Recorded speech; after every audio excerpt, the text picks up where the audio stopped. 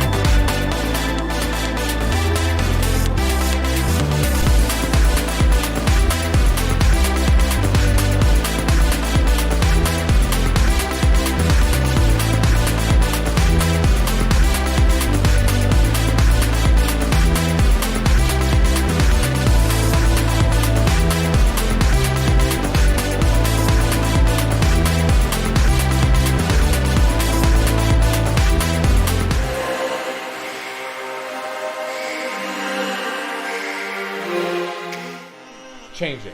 I think that's one of the reasons why Clinton won. You know, Clinton had this. No matter what.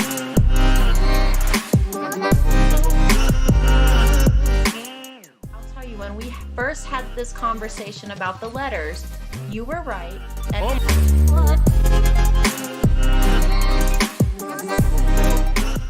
you know, I was just playing it up, and these guys are like, "What? It has a boost." You know, I mean, for 25-year-old guys.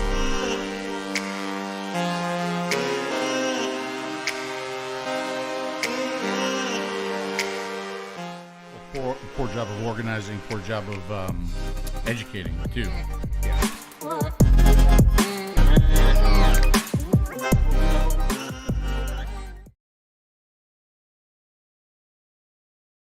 Wait a minute.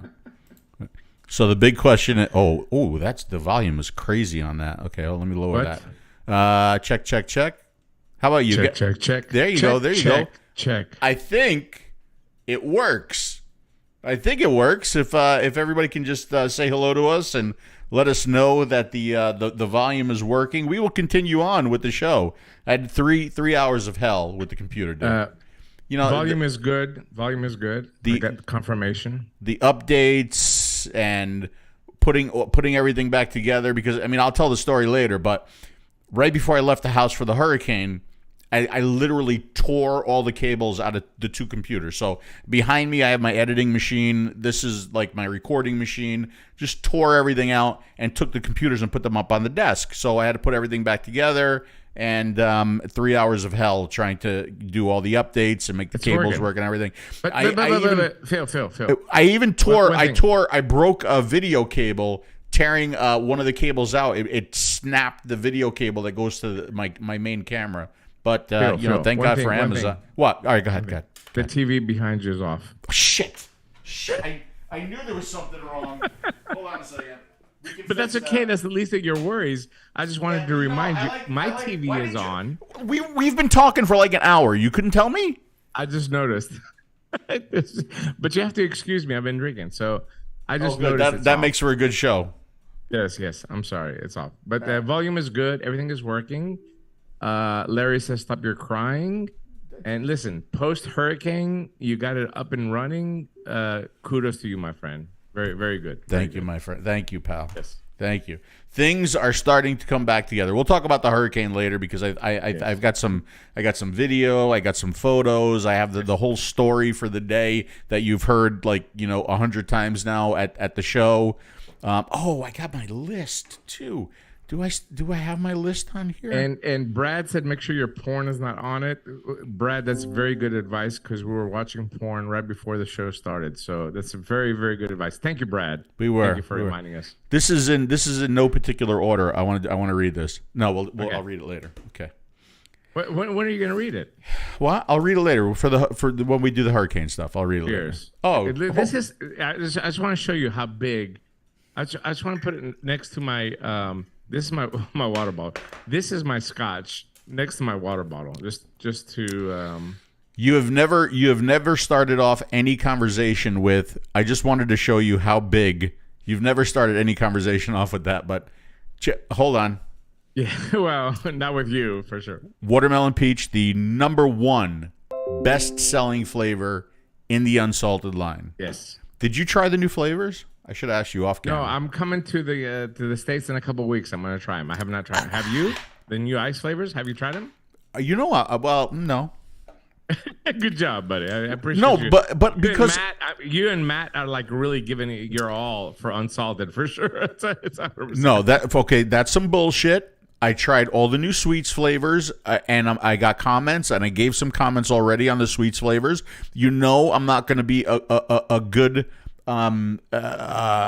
good feedback on the what do you call it, the ice flavors, because I don't vape ice stuff. Although I know. Although but we still have to try them to listen, make sure that they're good. I just want to say hello to David Blackman because David just gave us a super chat.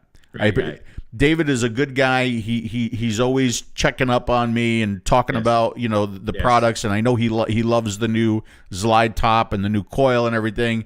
David, thank you very much. David, thank you for the super chat. By the way, David super chat me because did you just say super chat? Let me say something. It takes you 3 days to respond to any kind of message. Who, me? But David, he's such a nice guy. He messages me and he says, "Is Phil all right?" Because I messaged him and he hasn't responded. And I'm like, well, David, it takes 3 days for him to respond to me. It's probably going to take 17 days for you. No, not 17. He's okay. He's all right. He's okay. It's not 17 days. But we appreciate David. Great guy. Good, really good guy. Yes. I have some late breaking news. Tell me. I have found a new political figure that I want to have sex with. So if you remember, if anybody's keeping track, okay, I've already said Kristi Noem, right? Yes. Very attractive woman. I'd smash. I would like to have sex with her. I would smash. To prove that I am bipartisan when it comes to having sex with political figures, AOC, right? AOC. 100%. I would definitely like to have sex with her. And now 110%. And now Kari Lake. I would definitely like to have sex with Kari Lake. She's she's got that mom thing going. She's got that MILF thing. Yes. No. Yeah, so that I have now added on to my list. Okay, so Kristi Noem. For you. Kristi Noem. AOC. Yes. Bipartisan. 100%. Very bipartisan. Okay. And 100%. Kari Lake. No. Yes. No. Oh, God, yeah. It doesn't do anything for me. No, I'm sorry. Well, it doesn't have to do anything. This is who I want to have sex with. It looks like the Joker. She looks like the what? The Joker? Oh. Yeah, from the Batman movies. Oh, my God. Hold on a second. If I go to this picture right here, yeah, a little bit. Yes, 100%. A little bit. What are you talking about? It's okay. It's okay. Maybe you know me. If I see something and it attracts me, I will tell you. But that does not do anything for me. There's not By very. The way, did you notice? There's not very fade? many things that don't attract you. Fade, Bill? You notice my fade? No, You didn't say anything. I didn't notice your fade until you just pointed it out. Your junk will dissolve with AOC, says Vape Warrior. It's okay. It's okay. It's okay, baby. It's okay. It's all part of the experience. It's okay. By the way, I did notice something behind you. I noticed something behind you, and it's no, the other way. Hold on. Maybe if I do full Demi. The birds? No. See, hold on a second. I'm gonna actually have to do something here. Hold on. Okay. If I go like this, there it is. See, I have to. Yes. I see it. Yes. I see it. Yes. I see it. It's no. Go ahead. Point. No. Keep going. We're there. Up there. That's your birthday present to me. Dimitri got a very, very special birthday present. Let's take a look at that. Of you. Hold on.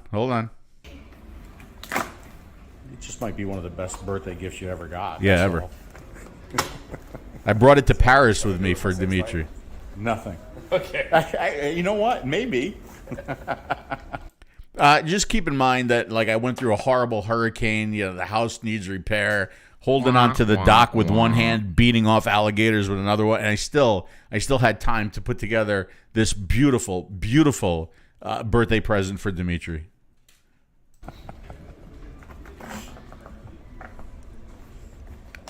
It's well packaged, right? It's really well packaged. I might have to fast forward because you're taking forever. This package is almost as good as that. Well, I mean, it was really packed. Well, yeah, because it's got to travel. It's got to go all the way to Paris. Dimitri always with his Tommy Hilfiger on.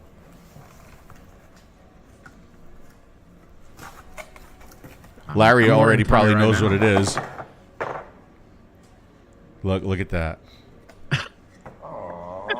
Look. I think I'm a little bit in shock there. I was like, it's my birthday and it's a picture of you. Oh, yeah. For my birthday. Look at that. It says happy birthday, Dimitri, with love, 𝗵𝗵𝗺𝗀, and there's a heart. It's to poke yourself. No, it comes with the kit. Okay, so like if you wanted to, you can see the complexity in my eyes, you know. So I can pin. Oh, okay. I thought it was like there was a meaning to it. Or you could use it like a what do you call those dolls where you poke them with the pins when you're angry with them. You know what I'm gonna do? Oh my god! I have at the new apartment. I have the perfect place to put this. In the bathroom? Yeah, like over the toilet. Not over the toilet, across from the toilet. Oh, that's why when I sit down, I can get like really inspired to like really expel. You know. You know what? That's a good point because every time I hear your voice, I do have to go to the bathroom. So. I do. That's true too. That's true. Really, it's a wonderful gift. Is there something else that comes with this, or is this just it? No, well, there's a little unappreciative in there too. Is there anything in there? Or no, there's something in there. So I have to open that? I thought that was condoms. It's not really Is there another photo of you? At first, I thought it was condoms in a oh little my god, box. that would have been a great idea. Very nice. Thank you. It's very nice. Very sweet of you. Little gift there. And I have it, sitting right in my living room. It is. It's back every there. time I walk if into I my go house, like I this, look at you can see it. You can see it right there. Yes, there it is. Yes, 100%. There it is. Thank you. I really appreciate that. You're welcome, buddy. I love you. It was a last minute idea, and there was an Amazon gift card in there too. And those pins were like if you wanted to mount something in that it's almost like a shadow box. I ordered condoms with the gift card from Amazon, and I'm gonna pin the condoms on the picture when they come in, and it's complete. The cycle is complete. Don't worry. You didn't make the mistake and order the Magnum size again, did you? No. All right, just want to make sure. Hey, watermelon peach, the #1 best-selling flavor in the unsalted line. Very delicious. I'm vaping it in 2 of my devices right now. Mm-hmm. Cheers, pal. By the way. The MVP 5. Yes. Make fun of that flashlight all you want. This is now a hurricane vape. Yes, 100%. Yeah. When you're out of power for a week and a half, that comes in extremely handy. As a matter of fact, I'm going to talk to Anakin. I'm going to see if they could put an emergency radio in the version 6, an emergency weather radio. That would be great. Yeah, a lot of people take this for granted. I mean, the U.S. market is such a sore thumb with me. Tomorrow, we're having a TSFA meeting with Tennessee Smoke-Free Association, and I'm announcing my retirement. 8 years is enough. But a lot of that has to do with me working in Europe constantly because, the U.S. market does not support us, unfortunately. But there's so many good products You know, there's so many good products that Innikin makes that unfortunately the U.S. market does not pick up on it. And the MVP is a prime example. It really is. I mean, we're talking about a device that has a 5,000 milliamp hour battery in a case like yours. And it's not just you, Phil. You know, I mean, I love you like a brother, but there's so many people that are affected by this hurricane. Let's say it's 100,000 people. I'm just putting out a number. Out of those, statistically in America, out of those 100,000 people, 5,000 people might vape. Yeah. Right. So imagine if those 5,000 people had a device that can last 3 days. Wait a second. Not only have a flashlight.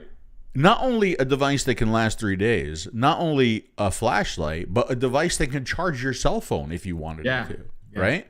I mean, don't forget it's a compass if in case you get lost. You get pulled by the hurricane somewhere and you want to get back home, you know? Yeah, people are very fascinated by the fact that I said beating off alligators. Not. Listen, the only alligator that feels his beating is his own. It's his own alligator. Wow, I've never called it an alligator before, but okay. Hi, Peggy. Hi, Peggy. Thank you for supporting us. Thank you, Peggy. Peggy, we send a lot of people your way. We will continue to. Like every time I hold this up and I say, oh, shit. And I say watermelon peach, the #1 best-selling flavor in the unsalted line. And if anybody says, but I can't get it in the United States, Phil. Well, actually, you can. And we send them to your way, Peggy. 100%. Love you, Peggy. And Peggy was affected by the, Peggy was down for several days with the hurricane. Yeah, Peggy's tough, man. Peggy is tough. I have no fear with Peggy. Peggy will. She's a tough cookie. Why she's is this a tough cookie? Why she really is? What happened here? Oh, why are you drinking tea all of a sudden? What's up with the tea? Ooh. Oh. Yeah. But look at me, I'm coughing. I was sick. Is that what you got there? Some tea. Tea? Yeah. Some green tea. Oh. Why do you have? You don't. A little sore throat. That's all. It's been a little bit under the weather. So. Sore throat? Oh, you don't have the cough, do you? No, I don't have you sure? the test, yeah. I did a test yesterday, so. Look at him work that tea bag. Basically Johnny Walker coming out of my throat. Is that what it is? Yeah. Is that what it is? That's basically You've been partying hard over there. No, just work. Just work? Been working, yeah. You yell at a lot of people? Is that what it is? Yeah. I can't hear them, because it's so busy, and so I have to raise my voice. Now, when you yell at people, do you do it on your new pink phone? I do, yes. Look at this phone. Look at this phone. Yeah, but no, the outside of it. That's his new phone, ladies and gentlemen. The surround is sexy. So sexy. You have embraced the pink now, and clearly. I mean, look how classy that is. It's just, I think it represents me very well. So I figured I get that. How about you? You got little hearts on your coffee. Why don't you complain about that? Yeah, well, it looks like you have balls in your coffee. Okay. My balls. All right, enjoy your tea. Thank you, buddy. Make sure you steep it properly. I am trying. I'm trying. Just go ahead and teabag it a little bit. There you go. Oh, look at that. Oh, that's hot. That's sexy. Look at that. Woo-hoo-hoo. Hey, by the way, at that point, okay, so my mood, it gets worse and worse and worse because I will tell you what happened there. Yes. We had just gotten to the hotel. Like my mind is, I made the decision last minute to go to this show because I was at a point where it was like, hurry up and wait. All of the work that I could have gotten done around the house was done at that point. Everything that I could repair was done. Now it's just like wait for repair guys to come and do the rest. So I'm a little scatterbrained. Got there, and sure enough, what do? I leave my wallet in the Uber in another fucking country. And the Uber driver found the wallet. He called Dimitri because Dimitri, got the Uber, and he said he would be back in an hour. So, I'm in a good mood there in that scene right there because we're at the hotel and we're waiting for the rooms to be ready. But it goes on, half an hour and then 45 minutes and then an hour and then an hour and 15 minutes. Now I start, and now Dimitri knows he's got to take care of me. He's the 𝗶𝗵𝗶𝗀 management team, right? Absolutely. So I said, can you text the Uber driver? Can you call the Uber driver? Can we find out where he is? Blah, blah, blah. Well, I did get my wallet back, and my wallet was full, had all the money, all the credit cards. So props to Uber. That if I had taken a taxi, that would not have happened. It would have been a very, very bad thing, right? Yes. So, by the way, can I say one thing? You can say all the things that you want. You can say everything. At the UK show, you were not there, unfortunately, because of the hurricane. But I did get to meet Ian Thomas. Came to the booth and he brought beef jerky. He makes his own beef jerky. Oh, I love beef jerky. And he gave me some for you, but what? You ate it all. I did. Listen, because I'm by myself. You're not there. I'm lonely. So, all I had was this beef jerky that Ian Thomas gave me. But thank you, Ian. That was very, very sweet of you. And even at the UK show when you're not there, I always try to represent. It was a shitty show, but it was disposables and all that. But I got to see a few people there, and we had a nice talk. But Ian was just a great guy. Just good-hearted people. Yeah, the people that you like. Yes, Ian is just a good-hearted person, and love that. I really appreciated the fact that he came up to me and he said, "Hey, listen, if you see Phil, give him some beef jerky, but." There's no jerky for you. I ate it all. It was really good. It was really good. Ian, first of all, thank you very much.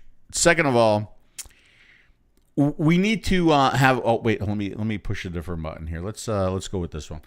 We need to have a discussion. We need to have a discussion about hurricane names. Okay, because it's not fair. Because every time I see Ian, even though he's a great guy. Right, I'm going to think about what just happened here in Florida. They should not be naming hurricanes with standard names. I'm sorry, they shouldn't be. It should be especially good people. Good people, right? Name it after bad people. Hitler. It's okay if you name it after cunts or whatever, like really fucking shitty people. Yeah, it's good. I can give you a whole list of names. No, they should just. I can go. They should give it they should vape. Give. Yeah. Hurricane Geek Vape. The Zeus for stealing the 𝗂𝗀 name. Hey, call it that. That's a good name for a hurricane. Absolutely. And I'm surprised. I'm quite surprised in today's society where everybody is. Offended by everything that this hasn't been discussed yet. And I'm sure it's only a matter of time before it is discussed and they do change it. Because if my name was Ian and I lived here, I would be really pissed off that they named that, that my name was associated with it. So I don't think that, but I'm sure, Ian, that jerky was delicious. But I'll never know. It was. I'll never know. It was really good. And I really, really love beef jerky too. Wow. Also, the guy that called you unapproachable at the first show, yes, came to me at the next show when you were not there and said, "Listen, I did not mean it the way you did. Whatever, Listen, take whatever you want." But he did apologize. He said, "I came to the booth. You guys seem to be really busy all the time, talking to people. This is what I meant by unapproachable. We were very busy at the booth." And I said, "Listen, guy. Listen. Ian and Phil are the nicest guys you're gonna meet in vaping ever. This is a fact. True. This is not. I'm not making it up. This is a fact. It's the truth. We will talk to anybody, even people we don't like." So, to call us unapproachable is the wrong character from a character standpoint, especially Phil. Me, I get in bitchy moods, whatever. But Phil, he will talk to anybody. To say that you're not approachable is completely out of line. He apologized. We took a selfie. I posted it. I sent it to you. Everything's good. Everything's cool. I even told him we will go on his show. I would love to go on his show. As a matter of fact, I'm going to go one step further. First of all, I'm very much like Jesus. Okay.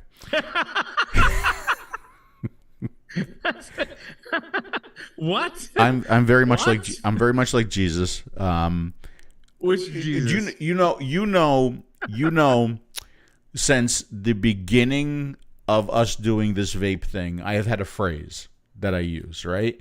And the phrase that I use is friend. Don't be a fan. No. Be a friend. Be a friend. Don't be a fan. But there's another one, and it's friend to everyone, enemy to no one. Right? Life is. You don't have to. I'm trying to be serious, and you're being a dick. You're laughing. Go ahead. Because life is too short to have enemies, right? And there was something was sent my way, and I'm going to say this might be a little bit controversial, especially to you, especially to you. I love it. Something was sent my way, and there was a certain YouTuber, right, that made a statement in his video, right, and it was vaping with Vic. Here we go. Okay, and he was asked, who would you like to do a show with? And he said, I would really like to do a show with Phil. He goes, but that's probably not going to happen. Maybe in a parallel universe, right? Yeah. Now, me being a Star Trek fan, I thought, well, parallel universe. I'm into parallel universes. That's not what he meant. I actually believe in parallel universes, right? Yeah, but that's not what he meant. So I would be willing to do that. Listen. I would be. I'm just saying. I would be willing to do that. Let me tell you something. Here we go. Of course, after the fact that Vic has been ridiculed by attacking us and now being proven wrong, like everything that he says, he's proven wrong. Again, that's not the point. The point I'm trying to make is, yes, you are an approachable guy, and I know even if Vic came up to you and talked to you and said, "Hey, Phil, I'm sorry for all the shit that I said, calling you and Dimitri big tobacco, and I did it because I wanted to grow my channel because I'm unemployed and I haven't worked in years and whatever. I'm trying to get some money." If he apologized, I know that you'll be willing to talk to him. I would. Totally would. You're a nice guy. You really are. I wouldn't, but but I'm at a stage in my life right now where I'm going to call you out for your bullshit. Yeah, you are. And then if you turn to me and say, "Hey, listen, I appreciate you calling me out on my bullshit," then I will respect you.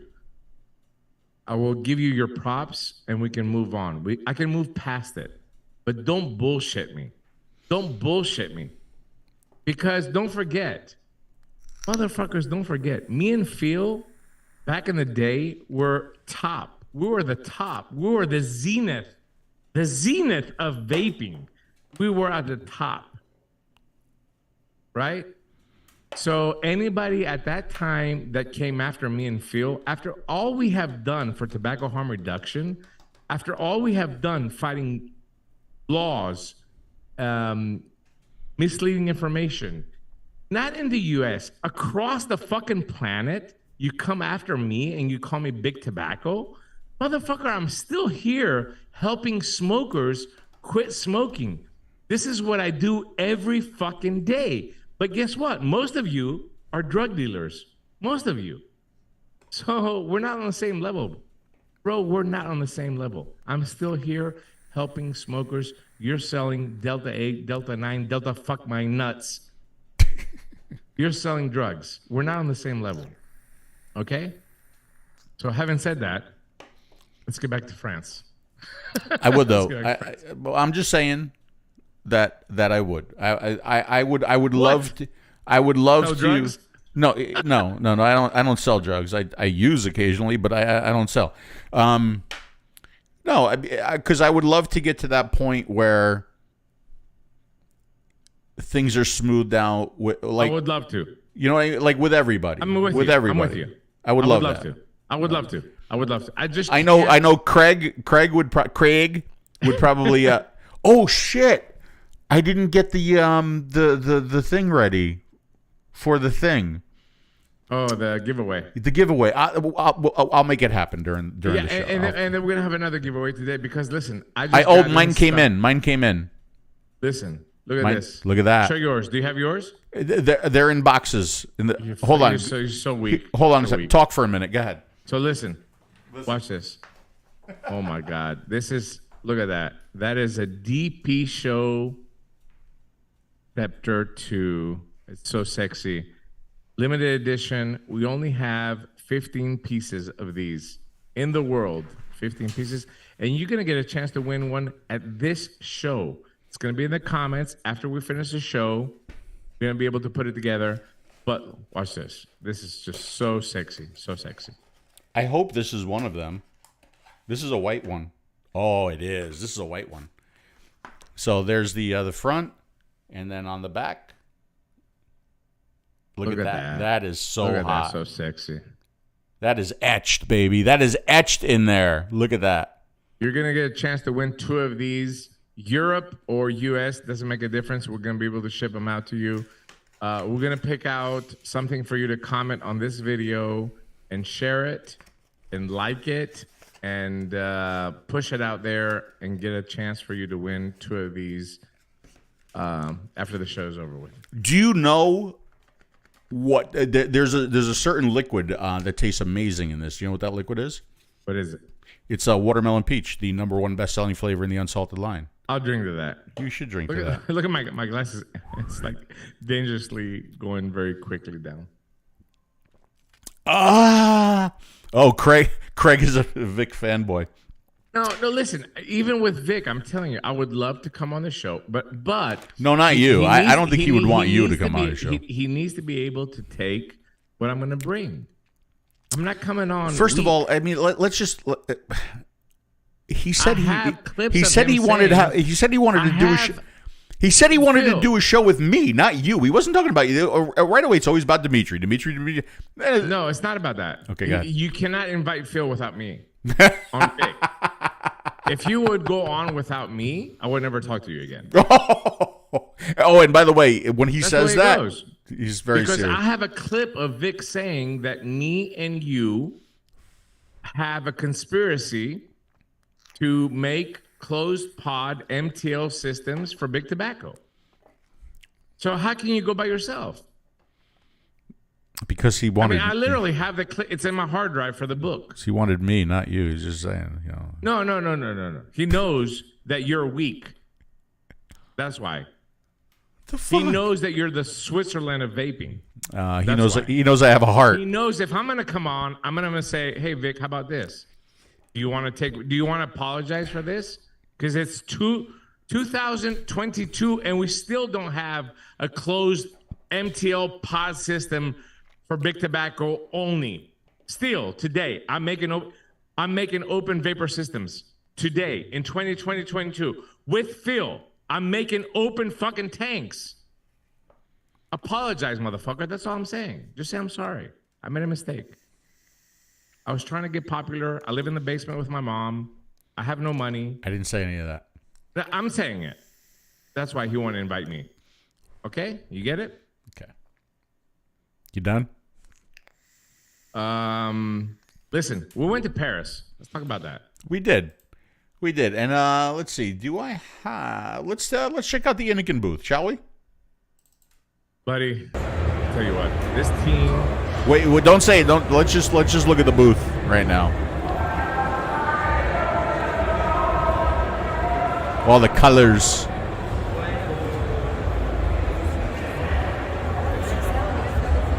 New Z60 and slide top, very sexy. By the way, those right there, none of them have the DP show engraved in the back of them. Just saying.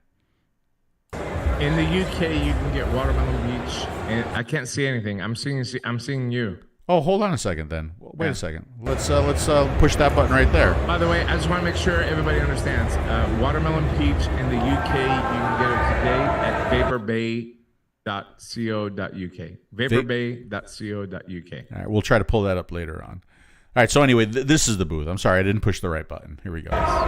All the colors for the clips. Very sexy Z60 right there.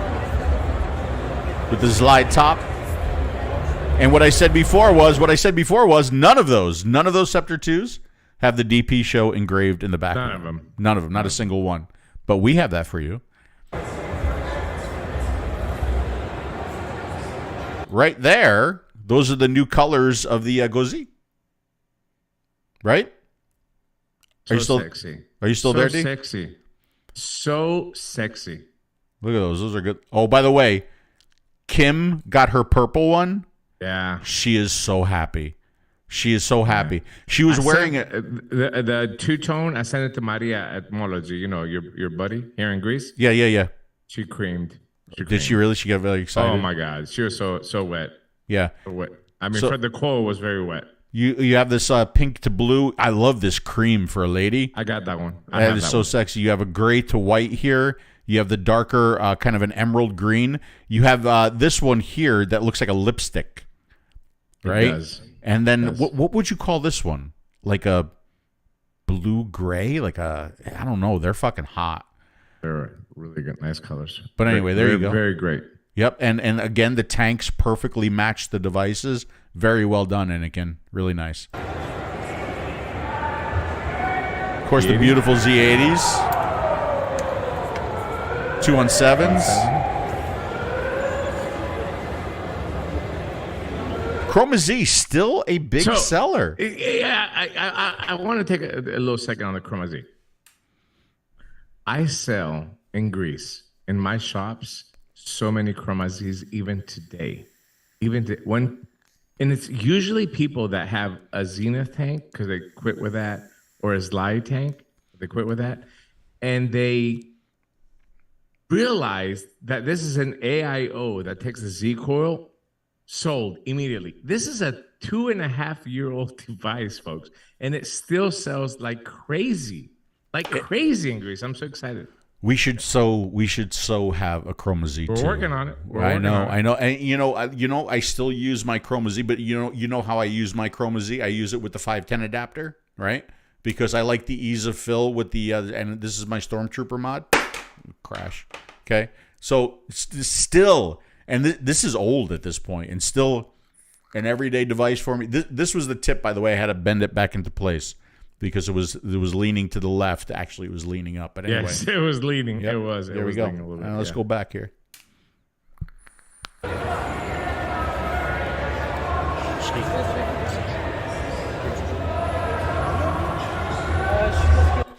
Look at. I mean, even the placement of everything. We have the nice info cards in front of it, answering any questions. You know, if you don't get somebody to help you right away, the device behind it, well placed. Everything looks good.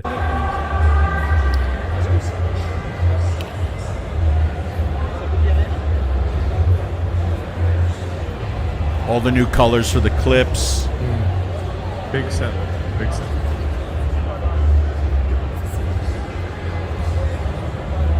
And I mean, this was I would say the most popular area of the show. I mean, yes. the 𝗧𝗨 top and the Coolfire Z60. This is what everybody was interested in. This is what everybody was picking up and holding and asking questions about. So then we have our disposable area.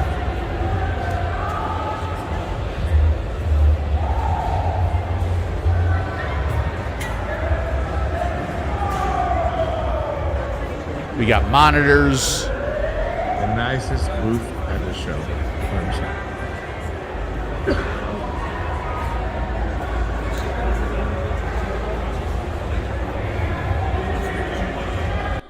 You got the what do you call it? The display in the front. I mean, let me tell you. Yeah. Can I drop some numbers on you, bud? Yeah, of course you can, pal. 275,000 𝗧𝗨 tops sold in France right now. 275,000 𝗧𝗨 tops with kits or single tanks themselves in France. And I'm not saying that to be cocky or boast or whatever. I'm not going to do anything like that. I'm saying how unfortunate we are that we cannot get this type of vaping. It's enjoyable vape, because it really is an enjoyable vape. How can we not get this like in our own home country? It's so frustrating. Not this one. This is a one-off. You're not gonna get this one, this green one with this rainbow's light. You can get this light, the rainbow's light top, but you can't get the green Coolfire. But the market in France is our biggest market by far for me and Phil. For our products. Yeah. The Z coil, you can find a Z coil in the bathroom of a gas station in France. This is how popular it is. Why? Why is the question, Phil, right? Why? Mouth to lung, higher milligram nicotine, enjoyable vape, and I want to be able to find the replacement coils everywhere. feel that. This is what people want, especially when they're transitioning from cigarettes, IQOS, or a disposable. They want a tight, enjoyable, flavorful, mouth-to-lung experience. This is what the 𝗂𝗂𝗍 provides. That's easy to work with. This is something that has been on the market for 6 years. For 6 years, we're selling the 𝗂𝗂𝗍 for 6 years. So, kudos. I mean, thank you. Thank you to the French market for being so supportive. There's 4 million vapors in France, of course. That's one of the reasons why I think me and Phil are so proud, because we've helped so many people quit smoking. But it's unfortunate that we don't see the same level of commitment from the vape shops. Every vape shop that came and talked to us at the show, and Phil was right there, told us the same thing. We love it. Easy coil replacement, great flavor, long-lasting coils, great experience for the consumer, no problems. I wish that every country would do that. Yes, of course, would me and Phil would retire earlier? Yes, we probably would. But it's not just about the money. It really is not. It's about seeing these people be so happy. Customers that came to us at France, people that were walking by the booth, one out of 3 people had a Zenith or a Slide in their hands. It's true. Such a That's fulfillment for our hearts that these people are using these products to quit smoking. I'm going to start crying. Don't cry. I mean, really, it's touching. You know, years ago, when I visited you in Greece, right? I got a taste of what we experience in France, and I'll never forget. We were going to one of the Greek islands, and the guy in the booth where you had to pay to get onto the ferry was using a Zenith. You remember that? Right? 100% I do. We were in the car. We were in the car. And, we talked to him, and we were like, hey, we're the guys behind that. And he probably thought, yeah, you're right. Go fucking here, pay me the money. Go. But I mean, it's a great feeling when you see people using your product, and that as they're using your product, they're not smoking. That is an amazing feeling, right?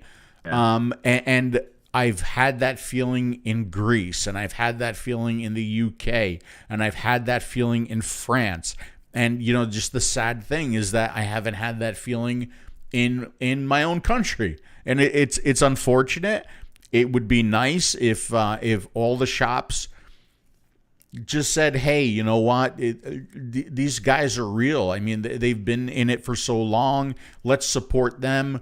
Let's support, people getting off of combustible cigarettes. Let's support those people who want to move away from either a pod or a disposable. We'll get them into an Inikin platform product. It would be great if that happened here. And, hey, look, I'm sure it does happen a little bit, right? Peggy is definitely, one of those people that support us, and she does that.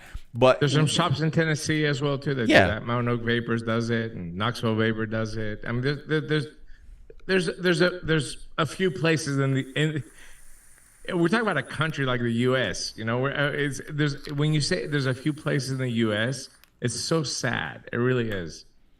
It is. It is sad.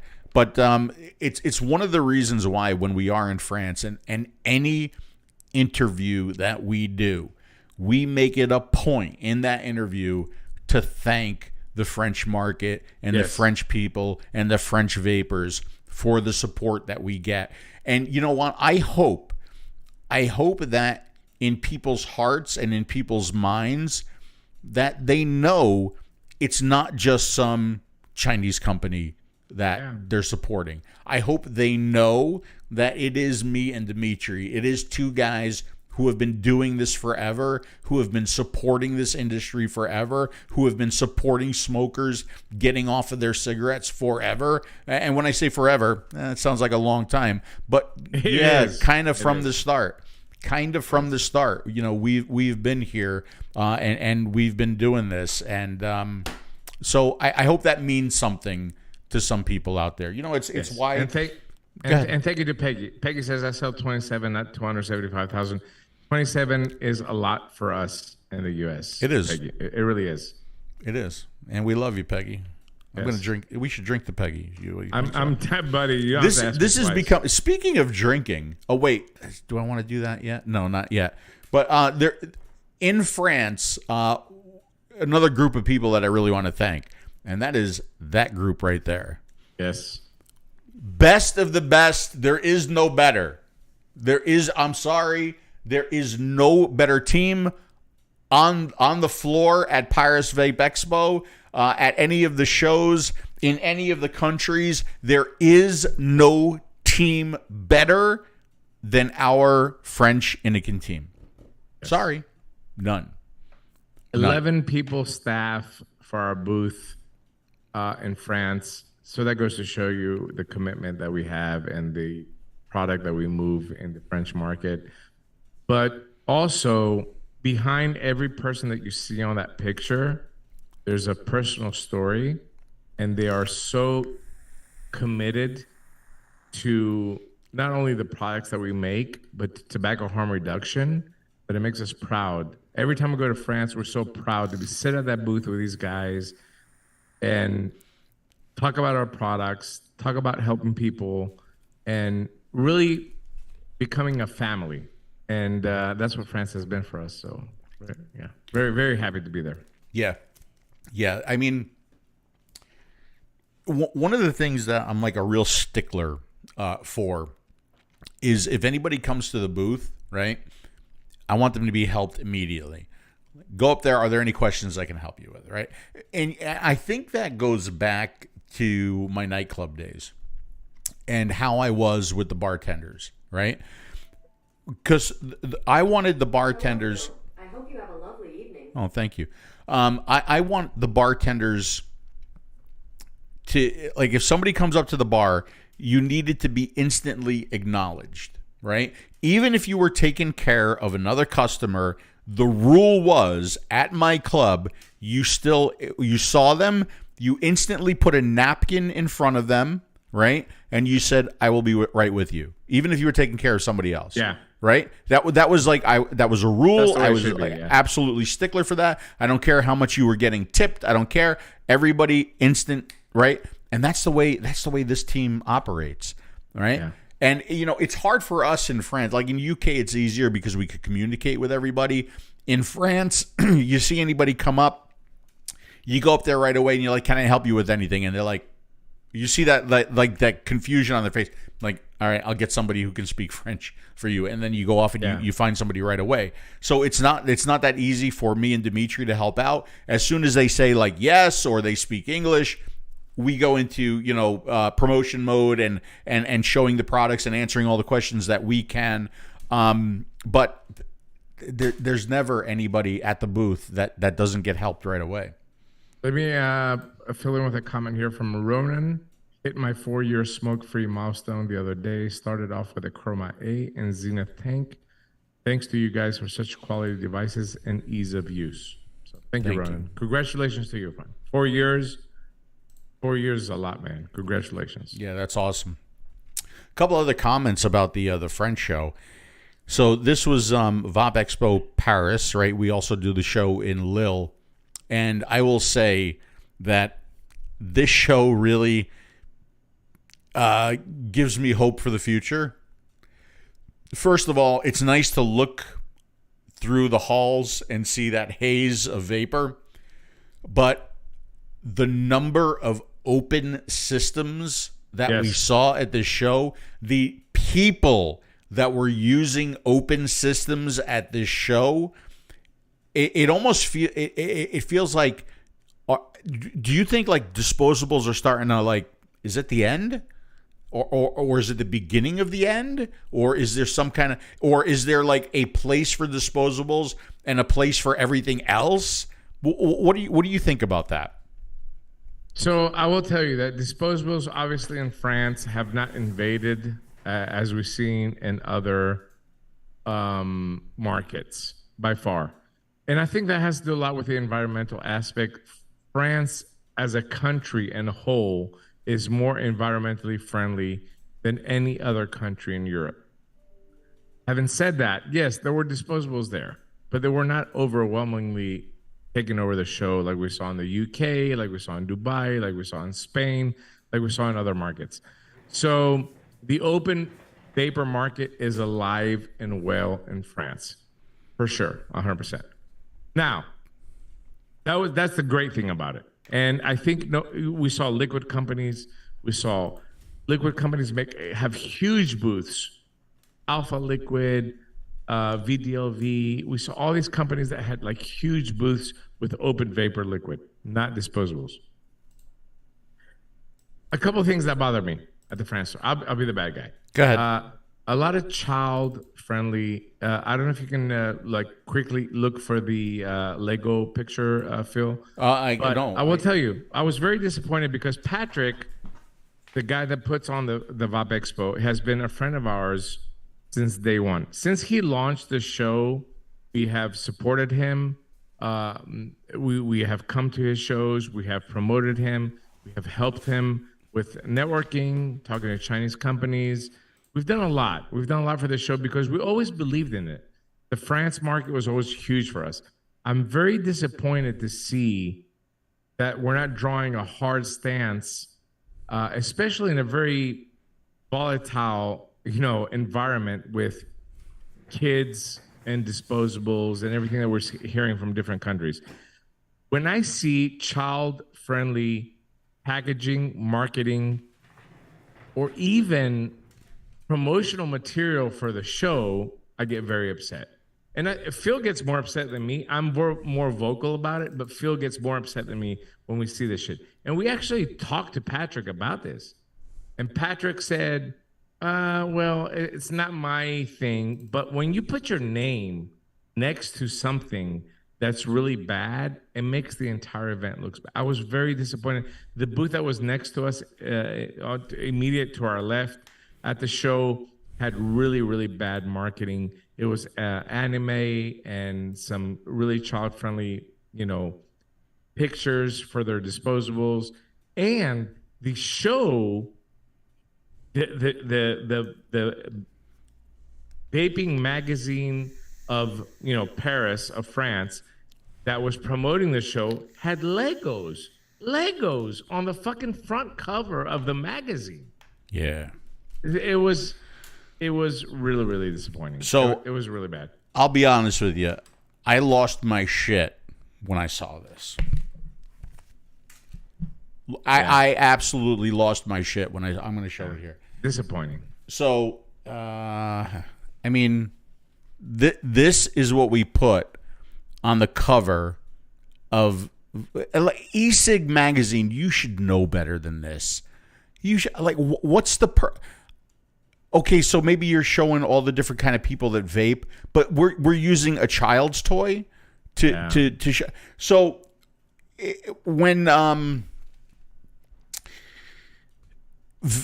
do you call it? 𝗍𝗵𝗂 magazine, they were coming around and they had like a cart. Remember, it was like the end of the show. Yeah. And I told the guy, I said, dude, is this, do you really think that? And I felt bad for the guy because he was probably just the guy pushing the cart. Just an employee. He was right. And so he must have went back to the people at the booth and said, there's a guy over there complaining. And then he came back and he's like, well, he goes, I just want you to know that that's just for the show. So this is the information booklet that was just for the show. Doesn't make any difference. No, doesn't make any difference. You're Do you not think at some point somebody in some meeting somewhere is going to hold this up and say, look at who they're promoting to? Yeah. You don't think that this isn't going to be used against you? You don't think that? Come on. Use your fucking brains. Use your head. How do you think this is okay? You know what bothers me most, Phil, about this is that VapExpo is on the cover. If anybody came to me and Phil and said, I'm going to put your picture on the front cover of a magazine, but with it, it's going to be Legos. No. I guarantee you, I don't care how much promotion we're going to get out of this, guys. No. We're telling them, fuck you. No way. It's not going to happen. Listen, Patrick wants to make money. I get it. It's been rough, COVID and all that. I get it. I understand. But there's no way, there's no scenario where I would agree to have my picture on, or my name, or Platform Series, or Vaping Greek, or 𝗶𝗄𝗎 or whatever you want these commercial names to be, attached to a fucking Lego. I would never do that. And it's sad. It's sad because I really like Patrick. He's been a friend of ours. But this is the difference between being fair and balanced or being a dick like a cunt like Vic. We tell it like it is because this is the fact. I hate it for Patrick. He's a friend. But man, you fucked up. You really fucked up on this show. And remember when we did the awards for the best shows of what we've had so far in 20, we did this, what was it, a few months ago, Phil, on the DP show, the awards, and we had VapExpo being number 2. You're falling like way deep down, away from that number 2 spot, because of this stance that you've taken, where I'll take money from anybody. I don't care what you're gonna do. You need to draw the line. If you're not gonna draw the line, you're gonna fall down, at least on my scale, and I would assume Phil's scale as well too. Of course. I mean, and I saw some people commenting, this is not VapExpo, right? VapExpo has always been, like, what 2 shows would I say are better than any other shows? VapExpo, Hall of Vape. Period. Yeah. Right? Yeah. And when you see the Lego guys and then you see VapExpo there, you're associating yourself with that, that kind of behavior, with that look, with that type of promotion, and I expect more. And knowing Patrick, he'll take it to heart. I hope so. I think he will, and I hope he does. All right. Question: how big was the show in France compared to the Hall of Vape here in Germany? I think that the France show had more attendance. The Hall of Vape, unfortunately, because Hall of Vape has always been the premier show, but I think there was more people at the Hall of Vape, at the VapExpo, than it was at the Hall of Vape. And the differences between Stuttgart and Paris, the show itself, open vapor, huge in France.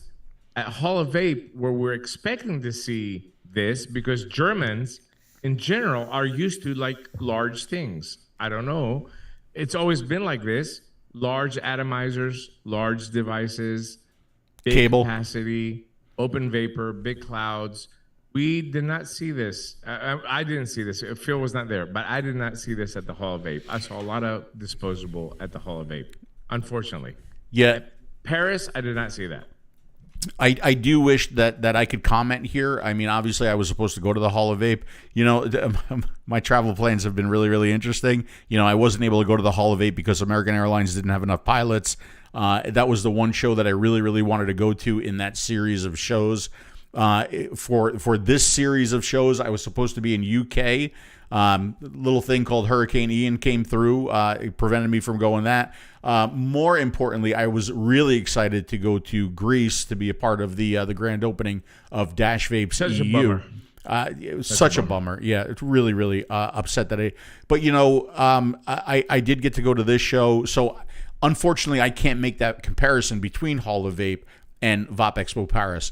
But other than the magazine, other than some of the childish advertising, the anime, the cartoon characters, even some of the booths that were questionable, like Alpha Liquid. Yeah, Alpha Liquid. Oh my God, what a change! What a shame. They're making. I mean, what would you say? They won best booth. Yeah, it was ironic. The awards were very ironic at yeah. At the VapExpo. But listen, I get it. I understand. Listen, when me and Phil went to Alpha Liquid, we praised them for the professionalism, but we also told them that your brand needs to be a little bit more hip, a little bit more cool. But we didn't think that our advice would be like make it into a playground. And the Alpha Liquid booth looked like a child's daycare. It won the best booth of VapExpo. So that tells you a lot about the show and the financial pressure that Patrick might be under, because. Again, I'm not saying it because of Anakin and us and all or whatever. I'm just saying based on what we saw on a fair and balanced eye of people that have done over 125 shows in their lifetime. And that's me and Phil. We've done over 125 vape shows in our lifetime. So seeing that Alpha Liquid won best booth, okay, I get it. They probably paid the most. But the booth was very child friendly. It looked like a child daycare. Go ahead. You want to finish that thought? No. Go ahead. What Carolyn just said, I was just going to say, why does hip and cool always seem to go to childish or like kids or kid friendly? Why does that always happen? Why does it always go to like, you say, well, nostalgia? No, it just looks hip and cool can still be hip and cool and current and modern and attractive, but I don't understand why they always go the kid-friendly route. I just don't get it. It makes no sense. No. There was I get you're trying to compete with a few brands that are out there, but you can do it in a classy and responsible way that, I mean, you can make the product more desirable without making it a ridicule. I don't like ridicule. I don't like when you like really push the limits of making a disposable like a little a happy what's it called Happy Meal from McDonald's cup. You don't have to do that. People don't. I see it every day with my stores. I see customer interaction every day. Yes, they might be attracted to some nice packaging. They might be attracted to some really nice marketing, but the child friendliness does not attract them. It does not. It's an ego contest more than anything, Phil. It's like whose dick is bigger. Like what can we do to like shock more to attract that? How does that win?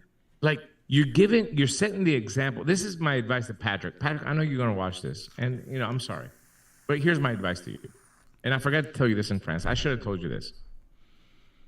What you're doing by giving an award to Alpha Liquid for that booth is you're triggering next year's Paris VapExpo for the other companies to compete who can make the most childish booth. You're really awarding bad players in the market, and you're triggering, you're telling other people, if you want to win, you have to make your booth shittier than Alpha Liquid's. And Alpha Liquid was shit. It was the booth was shit. It really was. And listen, anybody listening to this, like who's not in the chat, we're not saying this to be dicks. We're not saying this to be assholes. We're saying this because we want the industry to continue and 100%. To survive and to thrive and to get more people to not smoke anymore, right?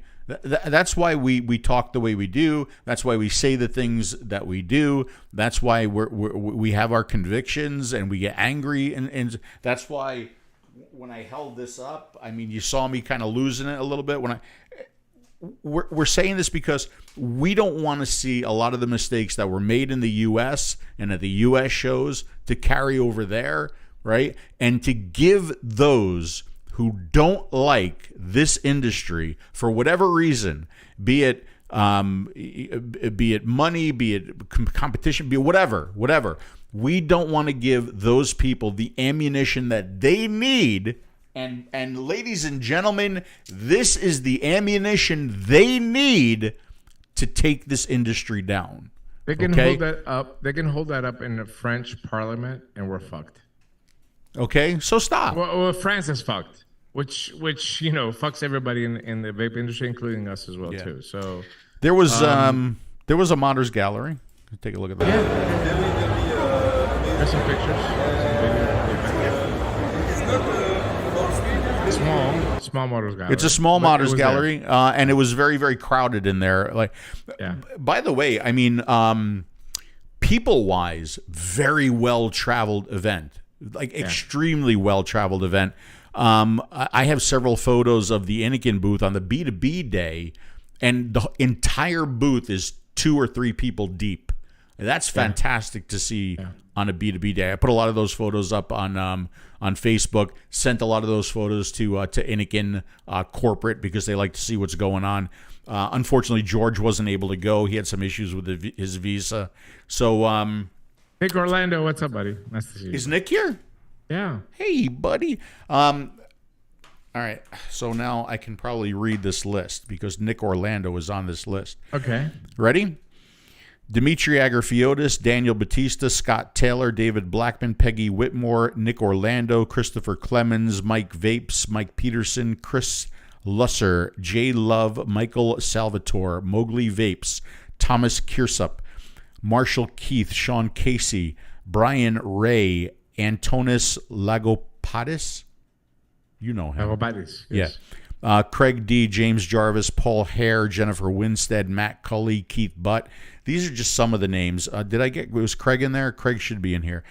Those are just some of the names that contacted me during the hurricane and asked how I was doing and did I need anything and did I need help. That's sweet. Scott Taylor, I can't tell you. Scott, by the way, check out Scott's show after this, right? I can't, he was almost a pain in my ass. Like, are you okay? What's going on? Do you need anything? Nick offered to come here and help with cleanup. And Nick. By the way, that's not personal friends and family. That's just members of the vape community that reached out. Mike Vapes called me because Mike has a house here in Cape Coral too. Matter of fact, eventually we are going to get together. Eventually we'll do a video together. Eventually he'll be on this show. Hopefully sitting right next to me. Can't wait. Can't wait. But I mean, those are just members or just a small segment from the vape community that reached out. And I was kind of blown away. I was kind of blown away when I went to France and so many people knew what my situation was. So many people came up to me. As a matter of fact, I turned to Dimitri because I kept, telling the same story over and over and over again. And it kind of reminded me of when Dimitri, thank God he was okay, when he had his motorcycle accident and I had to listen to the motorcycle story over and over and over and over again. Or like when, this is even worse, like when Dimitri lost all the weight and everybody came up to Dimitri's like, oh, Dimitri, you look so good. You lost so much weight. I fucking got real sick and tired of that after a while. But, because we're right next to each other, we have to hear those same stories over and over and over and over again. So you are going to hear the hurricane story, and you are going to see some pictures and some video of what's going on here because it's pretty fucking crazy, man. Well, that's a good segue into it, and welcome, Nick. I was concerned, but I was also trying to keep, because I know you so well, Phil. I know you get overexcited and you get worked up over things. I always try, you have to have somebody that's like calm and peaceful. And, I try not to over-exaggerate things because I know I'm trying to keep you grounded to the point where, you can't fuck with Mother Nature. Whatever is going to come our way is going to come our way. Try to be, do your best, be safe. And that's the main thing. And whatever happens to buildings, we have, paint and mortar or whatever, we can fix everything. Yeah. It's okay. So I always try to keep you calm. That's my goal in life is to keep 𝗵𝗄𝗄 calm. Yeah, that's my job. True. Maybe you could tell everybody how I was the morning I was trying to book the tickets to Paris. Yeah, it was a challenge. Well, anything that Phil has to do on his own when it comes to travel is a challenge. I mean, that's just but again, he called me. I was actually out walking with the Canadian. 𝗫 was here and Alex, and I picked up the phone and I just pulled to the side. Took 10 minutes. I was trying to calm down. I was like, We will make this thing work. Don't worry about it. I'm going to go home in a little bit. We're going to call together. We're going to make it work out. He had a problem because he couldn't get his travel credit changed over. But I always try to keep you calm. That's the main thing. But talk about Ian for a little bit. Let's go. Do. So I'll give you like a walkthrough from my perspective the day of, because I think people would be interested in what happened. So the day of the hurricane, I was actually next door at the neighbors. We were having a coffee. The plan was we were all going to stay through the hurricane. Now, up to like a couple of days before, my parents, they're so concerned. I said, don't worry about it. I said, it's going to skim right past us. It's going up to Tampa. Nothing to worry about. I said, sure, we're going to get some of the storm on the side, but it's going up to Tampa. Folks, it turned right into us. I mean, it could not have hit us any more head on, right? So that morning, I'm at the neighbor, and we have another neighbor down the block, and they're the calmers. They're the coolers of everybody. Like, they said, oh, don't worry. You don't have to worry about the storm surge. You don't have to worry about it. Everything is okay. We're going to be here. We're going to be fine. And then my neighbor gets a phone call from the coolers, and they're like, we're out of here. We're leaving. And then, like, everything fell apart from there. The storm surge started off as 9 feet. At which point I would be just fine. And then before you know it, they're talking about 25-foot storm surge, right? In which case, this house is underwater. So I decided to leave and go to my friend Chris's warehouse. He owns Total Music Source. Dimitri, you know Chris. And yes. At the warehouse, there's 3 sections to the warehouse. We'll talk about that in a little bit. So I quickly, put a suitcase together. I get Reggie, my cat, get him together, get the food, get everything. I rip the computers apart. I put the computers up on the desk. At least if the water gets high, my computers are going to be okay. And I go. And I get halfway there, and I forgot all my vapes. So I turn around. Now, at this point, it's starting to blow, and it's starting to blow hard, right? I mean, the rain is coming down. The wind is picking up. So I come back, I get my vapes, and I go back to the warehouse. Now I get to the warehouse, and I forgot my suitcase. I forgot Reggie's food. I forgot everything. So Chris, I said, hey, do you need anything from your house? I'm going to risk going back to get everything I need. He's like, yeah, I need some stuff for the house. Now we're driving pretty much in full hurricane winds. And you're not just driving anymore. You're swerving around because there's trees coming down. There's power lines coming down. I'm hydroplaning the Jeep. It's fucking insane. Anyway, I drop him off at his house so he can get his stuff, come to my house, get my suitcase. We get together. We go back. We make it okay. All right. And then it's just a day of hell. It's just an absolute day of hell. I'm not sure where I would have felt safer in this house, because I wasn't concerned about the wind in this house because it's hurricane rated, but I am concerned about the water. And I'll never forget what Chris said. He's like, I don't want to be that guy on the roof where the film cameras are filming you and you're being like, oh my God, rescued. So fucking good. Yeah, Such right. good fucking video for the DP show. Oh yeah, I mean, sure. It It would have made great video. But like, the storm was slow. It was slow and it was big, and it just beat the shit out of that warehouse all day long. And there's 3 sections to the warehouse. There's the retail space, there's the warehouse space, and then there's the office space. And Chris and Kim basically invited whoever wanted to get away from a flood zone A, because this is a flood zone A, into their area, which is a flood zone C. They're much higher above sea level. And there were about 17 people in the warehouse. 17 people, 7 dogs, 1 cat, and 1 rabbit. I told Larry to come down to the warehouse. I told my neighbors to come down. They kind of just stayed where they were. Larry, it's too late now, but maybe on the next show we'll show more. And all day long, I mean, the guitars on the walls are rattling. You could hear it. It sounded like a freight train. I literally thought the roof was going to get torn off the building. We're battling leaks in the roof all day and all night. We're putting stuff underneath to catch. We're moving equipment out of the way, and then I mean, to give you an idea of how in the center of the hurricane we were, the eye went right over us. It got sunny. I mean, it all of a sudden, all the wind just dropped out, and there was a little bit of sun out. And then, sometimes they say the back end is not as powerful as the front end, but that wall came through and the back end was worse. It was worse than the front end.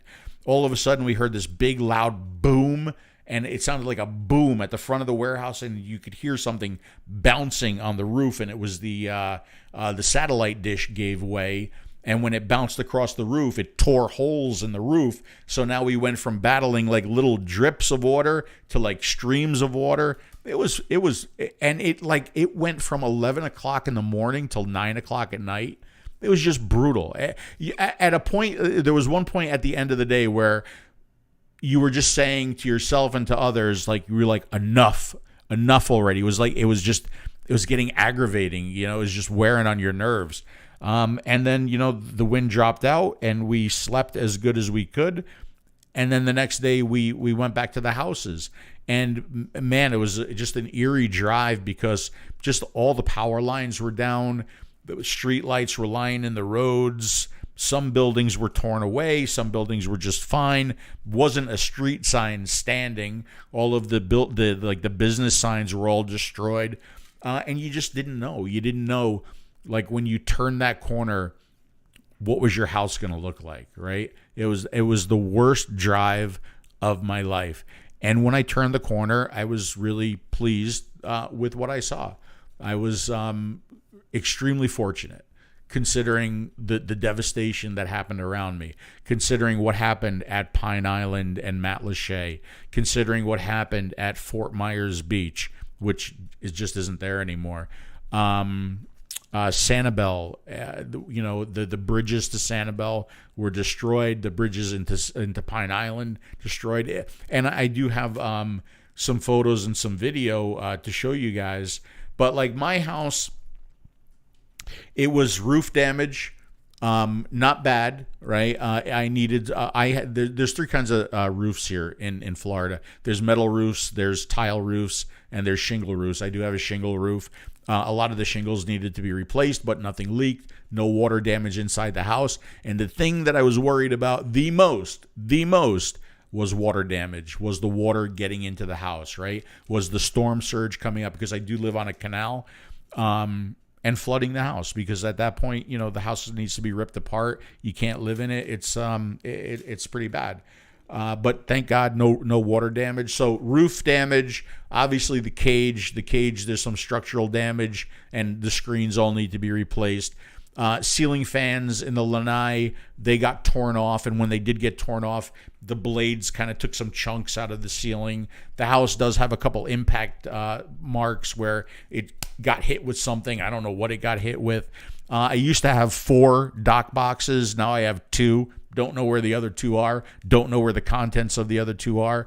I had a storage bin on the side of the house. That's gone.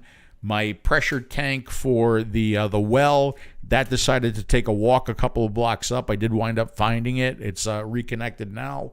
And some other stuff, with like gutters on the house and stuff like that. But like overall, it wasn't bad. We were the power was out for about a week and a half. The water was out for about 4 days, and the internet was out just up until I went to Paris, right? So that was a pretty long time. The power was interesting. It changes your whole lifestyle. I do have a generator. I was able to hook the generator up, so I was able to keep the stuff in the refrigerator good. Run some lights, and I had a small window air conditioner that I ran in the back room that kept that room cool. But I didn't let the generator run all night because there was looting going on, right? And you didn't want your generator to get ripped off, so you did bring it in. So yeah, I mean, I was extremely lucky, extremely fortunate. It was just I'm the kind of guy where I need things done yesterday. I mean, that's especially in industry, and when I was an engineer, I was always tasked with getting things done yesterday. And if I didn't get things done yesterday, I had to come up with the tools and the processes and the procedures to make sure that tomorrow I could get things done yesterday. So being in a situation where I can't get things fixed right now, right? Because everybody needs the same work, right? Everybody needs cage work. Everybody needs roof work. Everybody lost some landscaping too. So that's where the patience had to kick in. And I don't have patience when it comes to that stuff. And that's where Dimitri kind of calmed me down. My family calmed me down.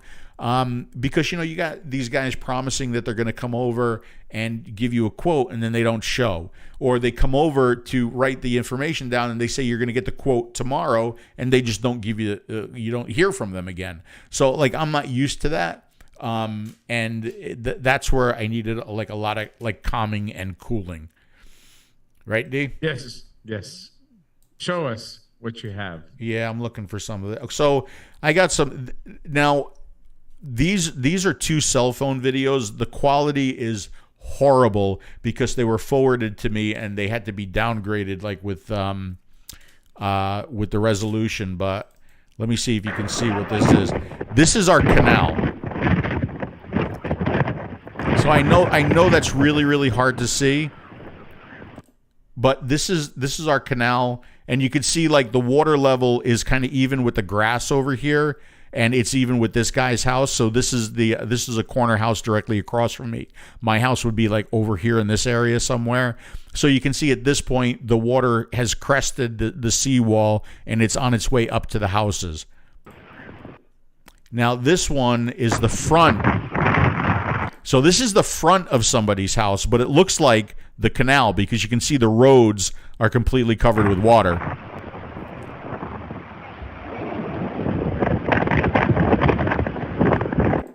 So yeah, this is actually the front. So this is the roads. This is what the roads look like. So in the front of the house, you were getting hit with storm, and in the back of the houses, you were getting hit with storm surge. Now this video here, and I'm going to mute this. I don't want to get flagged for that. So I'm driving through Pine Island here, and let me see. Okay, this is where I start going the other way.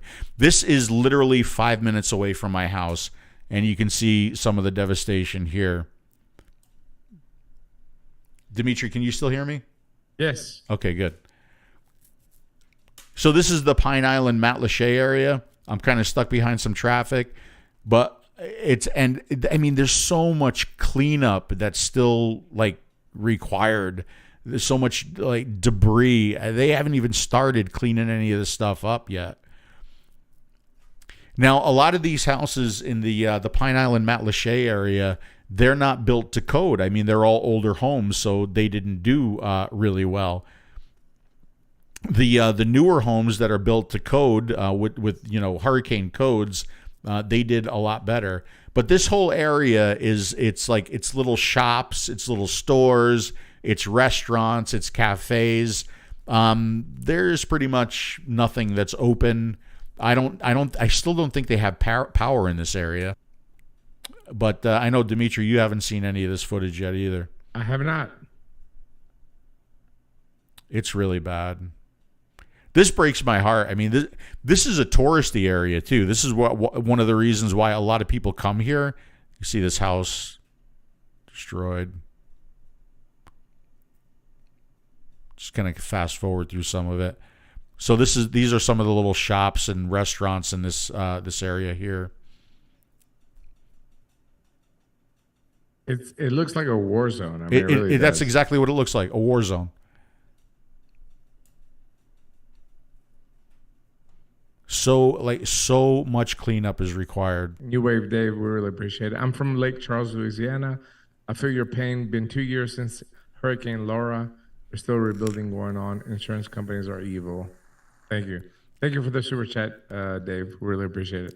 Believe it or not, my insurance adjuster finally got a hold of me. They're coming out tomorrow. So try it. So here's the bridge. And now this area you've actually been to. This right here, this is a hotel right here. What's left of the hotel was a hotel. And right here, you see this area? Dimitri? Yeah. You ate here. That was Bert's. I feel really bad about making so many bad comments about their paper plates. I really do. But, Bert's, if you rebuild, can you put like silverware and like regular plates? Thank you. Now, this area right here, all of this road, all of this kind of bridge area was rebuilt in 3 days. Because you couldn't get into or out of the island. They were having to get people out on boats and stuff. And DeSantis came in and he promised everybody that he would back and fund this, and he got this done in 3 days, this whole road here. But it's a war zone. There were all houses here. They're gone. So I did the same thing by boat.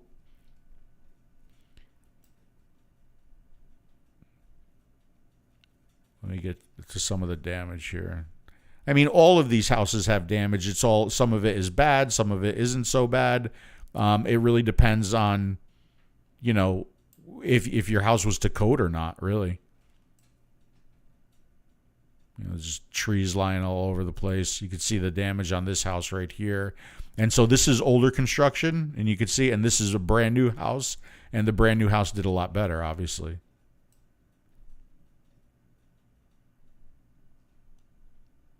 So this right here was another restaurant. This was hooked. I mean, this is all going to have to be torn down. I mean, it's leaning. There's no way they're going to be able to let people into this anymore. And this right here was the restaurant. So they had a beautiful view of the water and of the sunsets and everything. There was a bar right here. I mean, it just got wiped out. It's wiped out.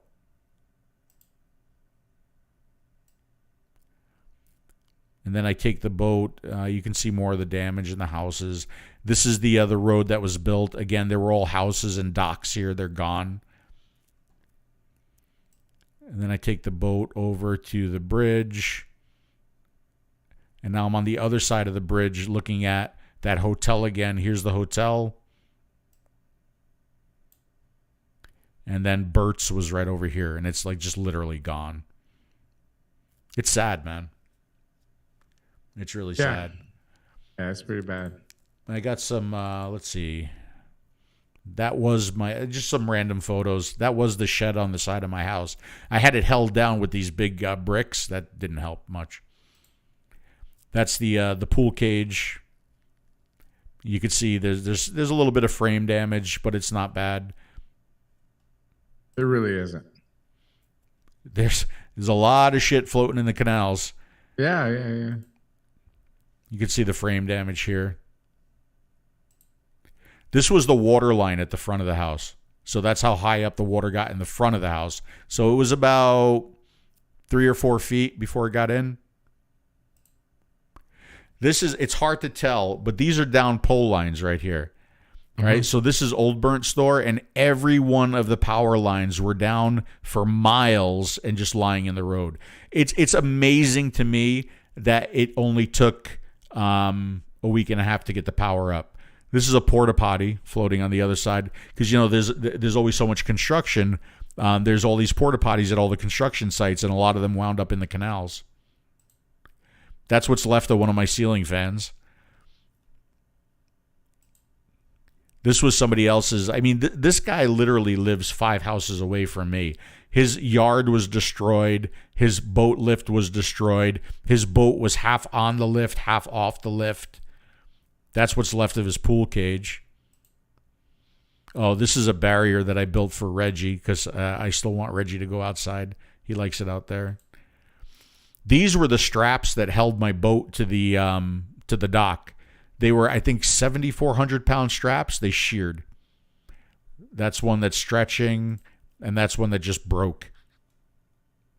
The forces must... Oh, and then why do I have you? Look at that. Look at that nice guy right there. You. Look at that fade. Did you see the fade on my head? Let me see the fade again. Yeah, look at that. Very sexy.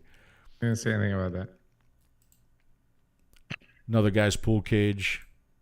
His dock. He got fucked. Yeah. This was, I couldn't believe this. This was the guy's seawall, but the water must have gone up and eroded all the dirt between the seawall and the I mean, this guy's house could like literally slip over right now. That's the hotel again. That's Bert's.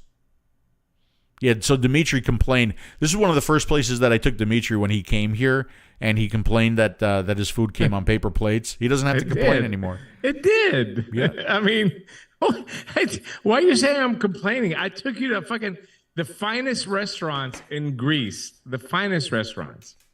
You did. And you took me to fucking plastic paper. I just got here, man. I was taking you to a local dive, man. So anyway, I'm glad you're okay. Yeah. I'm glad you're okay. I'm glad that you're safe. You're alive. That's what matters. Reggie's okay. The rest of it can be rebuilt.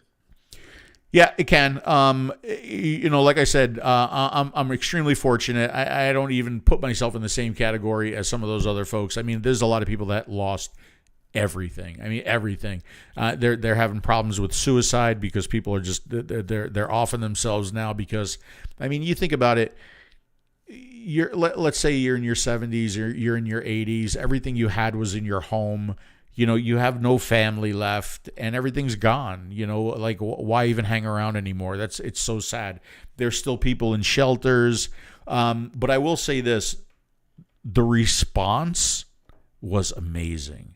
Like I have pictures of just the linemen, like how many lineman trucks. Like there's this one, I couldn't find the photo, but there was like a mile's worth of power poles, and there was like a truck on every single one of the power poles.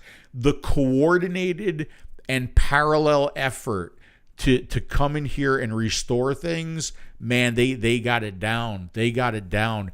The help that was provided for people, whether they needed water or shelter or food, there were always stations and areas for people to go to.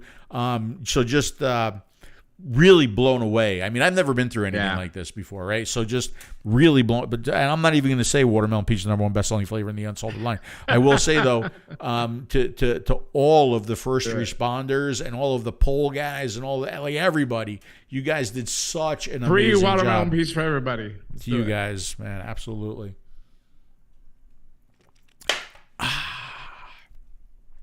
So yeah, I'm at a point for now. The hurricane. Where I'm glad that you, go ahead. I'm glad that you came to France and I got to see you, got to hang out, and because you need to take your mind off sometimes, disasters, and that was good. It was good for you to come out. I wish you'd come to Greece. I know. That would have taken my mind off a lot of things too, I'm sure. I wasn't gonna go to France, and then you said that George was asking about me, and I'm like, okay. And then really, I talked to a couple of friends, and my mom, it was surprising because she's not crazy about me traveling all over the world. I mean, she wants me to be safe all the time. Even she said, you know what, it'll probably be good for you. Because I mean, she was on the phone with me every day. Everything's going to be okay. They wanted to come down here and help out. I'm like, what are you going to do? So even she said, like, I think it would be good for you to go and get your mind off of things for a little bit. And, like I said, I really don't have it bad, but it was just like I was getting frustrated that like I couldn't get the cage done and fixed like right now. And I would say the one thing that really drove me over the edge was not having internet, and this cell service was so bad. It was so like dropping calls, couldn't get on. No, don't forget, because I had wired a TV onto the generator and hooked up an external antenna to it just so that I could like get some news. And they're doing nothing but like saying, well, if you need this, go to this website. And if you need this, go to this website. And if you want to apply for this, go to this website. I couldn't do anything. Because the cell service was so bad. I would say like I was leaving messages on Facebook and I would click send and it wouldn't show up for hours. I would try to send photos. Some wouldn't go out. Some would take hours to go out. I wasn't getting phone calls. Phone calls were dropping. I couldn't talk to you. I think the lack of communication and being cut off was hard. That was fucking hard. Go If you can't connect to Pornhub, it's a problem. I mean, it really is. I know I have a picture somewhere. I can't get to it right here, but it's okay. It's a funny. But, listen. I understand being disconnected from porn is it's a huge task. I would feel the same way. Dimitri, at one point, like I told it, and this was a tease. Internet came back in the morning. It was one morning, and it was on for a half an hour, and then it went down again. It went down for the rest of the day. And I told Dimitri, and I was like, oh my God. I said, internet was up for like a half an hour, but now it's down. And he's like, did you get to go to Pornhub? And I said, I couldn't get to my lube in time, right? And I said, but I have a solution. He's like, what's your solution? I had my gun holster. I put my gun holster on, and I put the lube in it. So like I could be ready to go in case the internet came back on. I sent him a picture. Listen, this is what kind of friend I am. I offered to send him pictures of me in my underwear to help him out. This is what kind of friend I am. Yeah. I mean, who else does that? Yeah, who else does that? It didn't sound appealing at the time, but now that I look back at it. So it was a crazy experience, and one that I hope to never go through. They say it's a once in a lifetime storm. It hit us just perfect, perfectly bad. Let's hope it is a once in a lifetime storm. But the house itself has been through Ian now, and it's been through Irma too, and the house has done really, really good. But I continue to be concerned about the storm surge. But after going through this and knowing that the water, for whatever reason, maybe we're protected back here, knowing that the water didn't come up, I'm going to feel better if this happens again.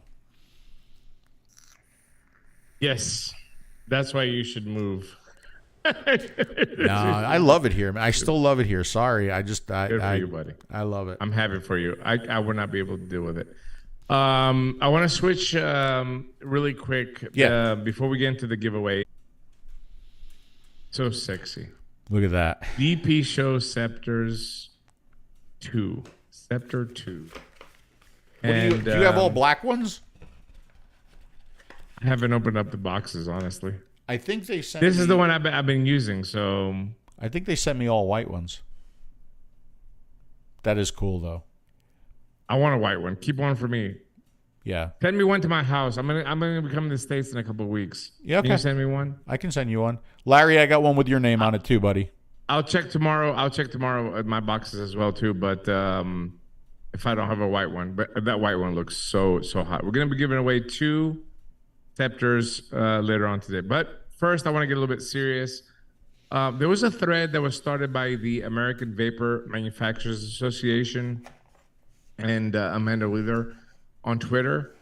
There is a huge investigation going on by the Reagan-Udall Foundation. This was contracted by the FDA and the Center for Tobacco Products to investigate what's going on in the FDA and the Center for Tobacco Products when it comes to the process of PMTA approvals, reviews and approvals.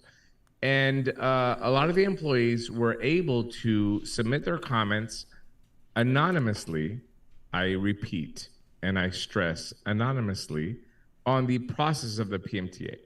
And this thread has been posted on Twitter. You see it's got about 200 retweets. It's good, but I mean, if there's millions of vapors in America, this is a little bit sad. And we're trying to bring attention to this thread. If you have not retweeted it, retweet it, tag some media companies to pick up on it. However, in this thread, what you're going to find is a lot of really eye-opening comments from employees at the Center for Tobacco Products and the FDA on the process of the PMTA. Now, what you're going to read in this thread is stuff that we all knew. Like I've told you many times here on the DB show, on the Smoker show, on Smoke Free Radio. I've told you all this stuff before, but now you get to see it here from people that work with the FDA. For example, the so-called leaders do not solicit feedback from the actual reviewers, instead listening to a few of the loudest ducks who are not the experts in any of the specific disciplines.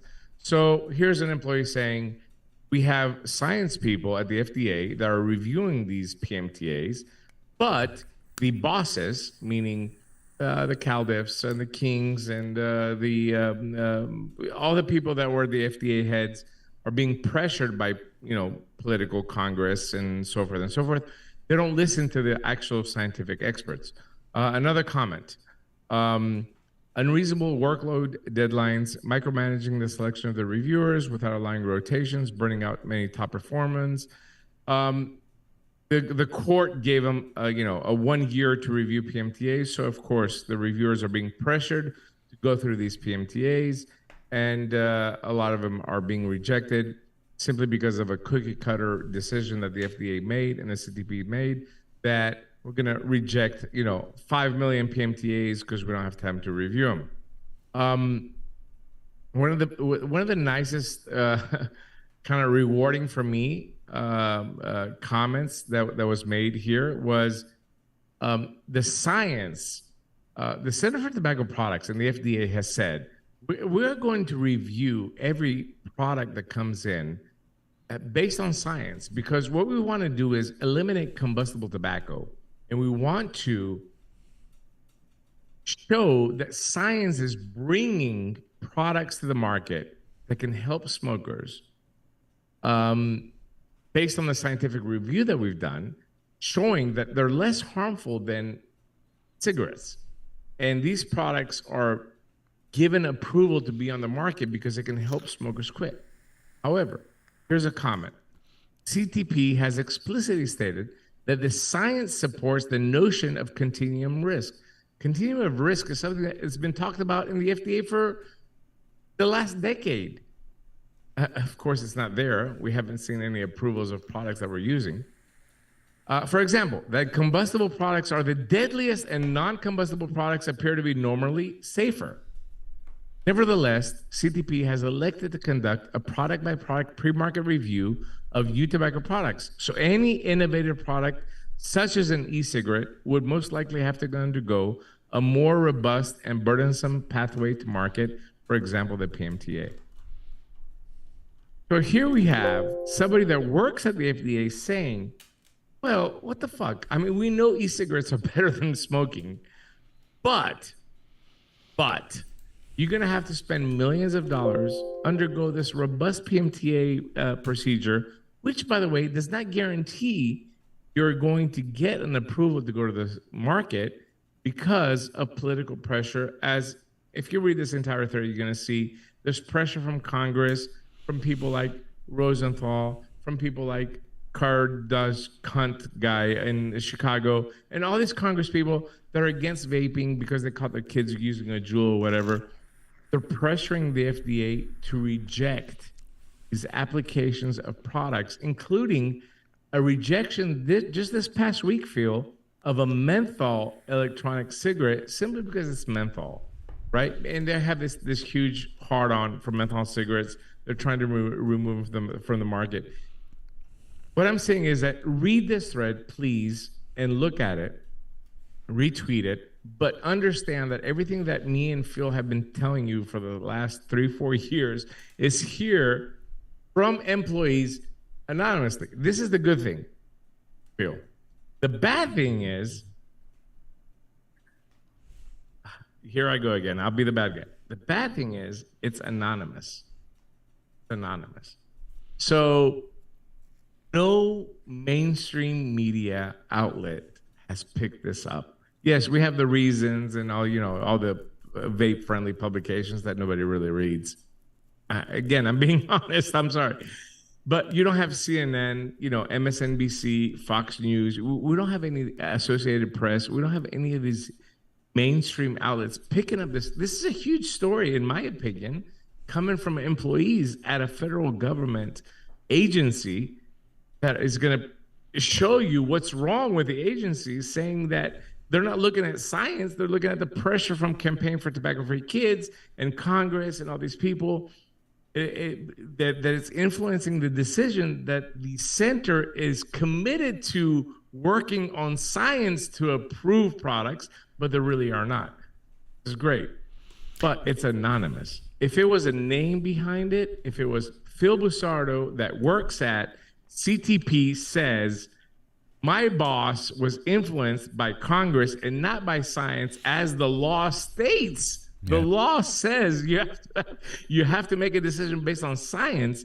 That would be great, but it's not. It's anonymous. So kudos to AVM and Amanda Wheeler for put this up there. It's going to open up the eyes of what? Us, that we already know this. We know this. This is happening. We know this. We've called it out. We've said it a million of times. But the problem is that it's anonymous. Unless you can put a name next to it, it's worthless. Yeah, well, you can pretty much forget about this getting picked up until after the elections, right? Because that's and you know, I follow like a lot of what's going on with the elections and with everything else that's going on in this country, and I've lost all faith. Like I have no faith in our government. I don't believe anything that they say. I don't believe anything that mainstream media says. I don't believe dude, none of it. None of it. Yeah.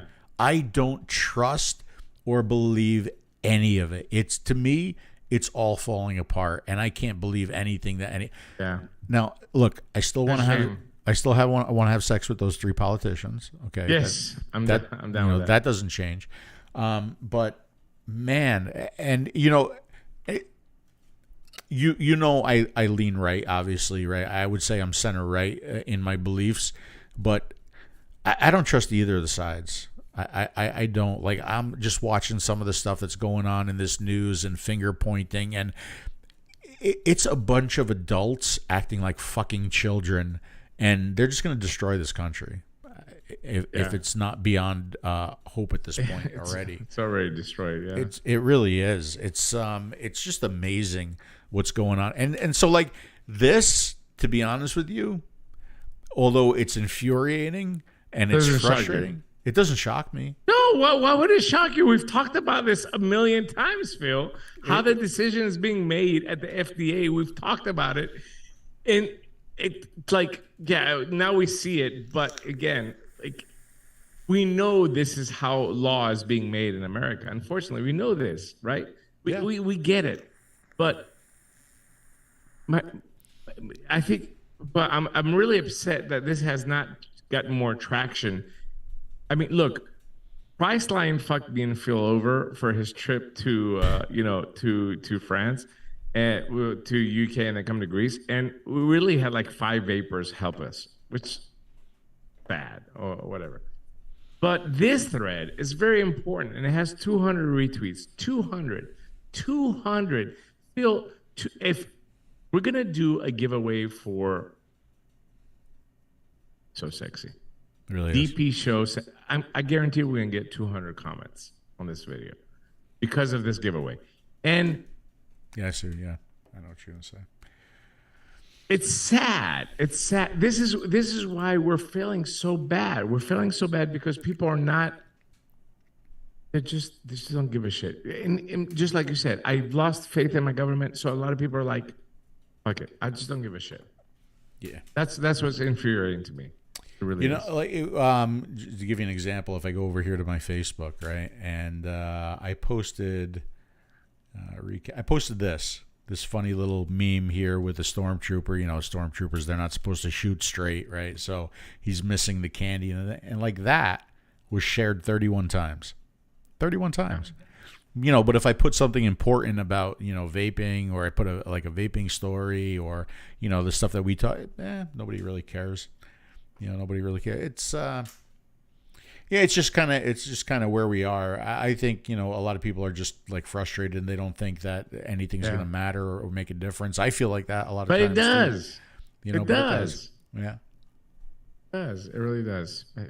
You know, I was that looking was my at advocacy for the night, and I'm done. I was looking at this photo right here, and this right here, this autograph, it looks like an actor signed that, right? And this right here looks like a smart guy, like a engineer or a doctor autographed it. That's what it looks like. It was so good it was so good to be able to sign some devices, and I mean, it was just Such a wonderful feeling at France. I really appreciated the love that we got, and it made me feel good. It really did. Hey, watermelon peach, I don't know if you know this, but it is the #1 best-selling flavor in the unsalted line, which leads me to this. I hope everybody's playing along. You know the game, right? When I say watermelon peach, the #1 best-selling flavor in the unsalted line, you're supposed to do a shot with us. Speaking of doing shots, did anybody see that photo right there? It's a great photo. Does everybody know David from One Shot Media? Oh boy! So we'll tell that story real quick. So this has become a tradition with me and Dimitri. Like, we go and we do this interview with David, and we talk about vaping. We talk about every year. We talk about everything every year, and we drink. David has become like our French drinking buddy. Yes.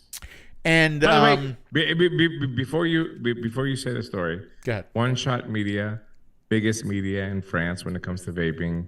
David's done a great job. Tons of sponsors. I don't know, after the last interview, maybe not so many sponsors, but tons of sponsors. Really great show. Great group of people. Everybody is really committed to vaping and tobacco harm reduction. And overall, just great bunch of guys, and girls. Just a great team. Fantastic people. Yeah, they really are. And David is one of those people that I really enjoy seeing at these shows. Right, here's their YouTube page. I'm sure our talk is in there somewhere. Our interview is there somewhere. But yeah, we drink with and. We drink this moonshine. Dimitri really loves this moonshine, and it's this apple moonshine. Although they didn't have any of the apple moonshine, so we had to drink. I was so bummed out about that. We had to drink a butterscotch, a berry, and a coffee. A coffee one. And coffee, he said coffee. Yeah. And he said we had to drink because the last show we did, we went through 2 bottles, right? That was the sweat show. And this show, he said that the sponsors said that we had to drink 3 bottles. Yes. Right? Dimitri had a fever. To break the record. Right. You had a little bit of a fever. Right. I had you a fever and a cough. You, I was drinking tea for fucking sakes. I was sick. Right. But you I toughed it out. You manned up. You toughed it out. And we went through pretty much all 3 bottles. I think there was a little bit left. Almost. Yes. I mean, so just, Dimitri and I walked out of the interview fine. We did. We were a little bit buzzed, but there's no lie there, right? Yes. But we were able to go back to the Inikin booth. We were able to function. Yes. We were able to finish out the night. We were able to get up in the morning. And then before we left the show, I was like, let's go check on David. Right? Yes. And we tried to open the door. The door was locked. And it was like, why is the door locked? Like David's inside there. And they're like, do you want to see? And we're like, yeah, we want to see. And they unlocked the door and they opened the door, and that's what we found right there. I feel bad for David. Not a lot, because though. Not a lot. This picture will live on for the rest of our lives. Like you cannot undo this picture, right?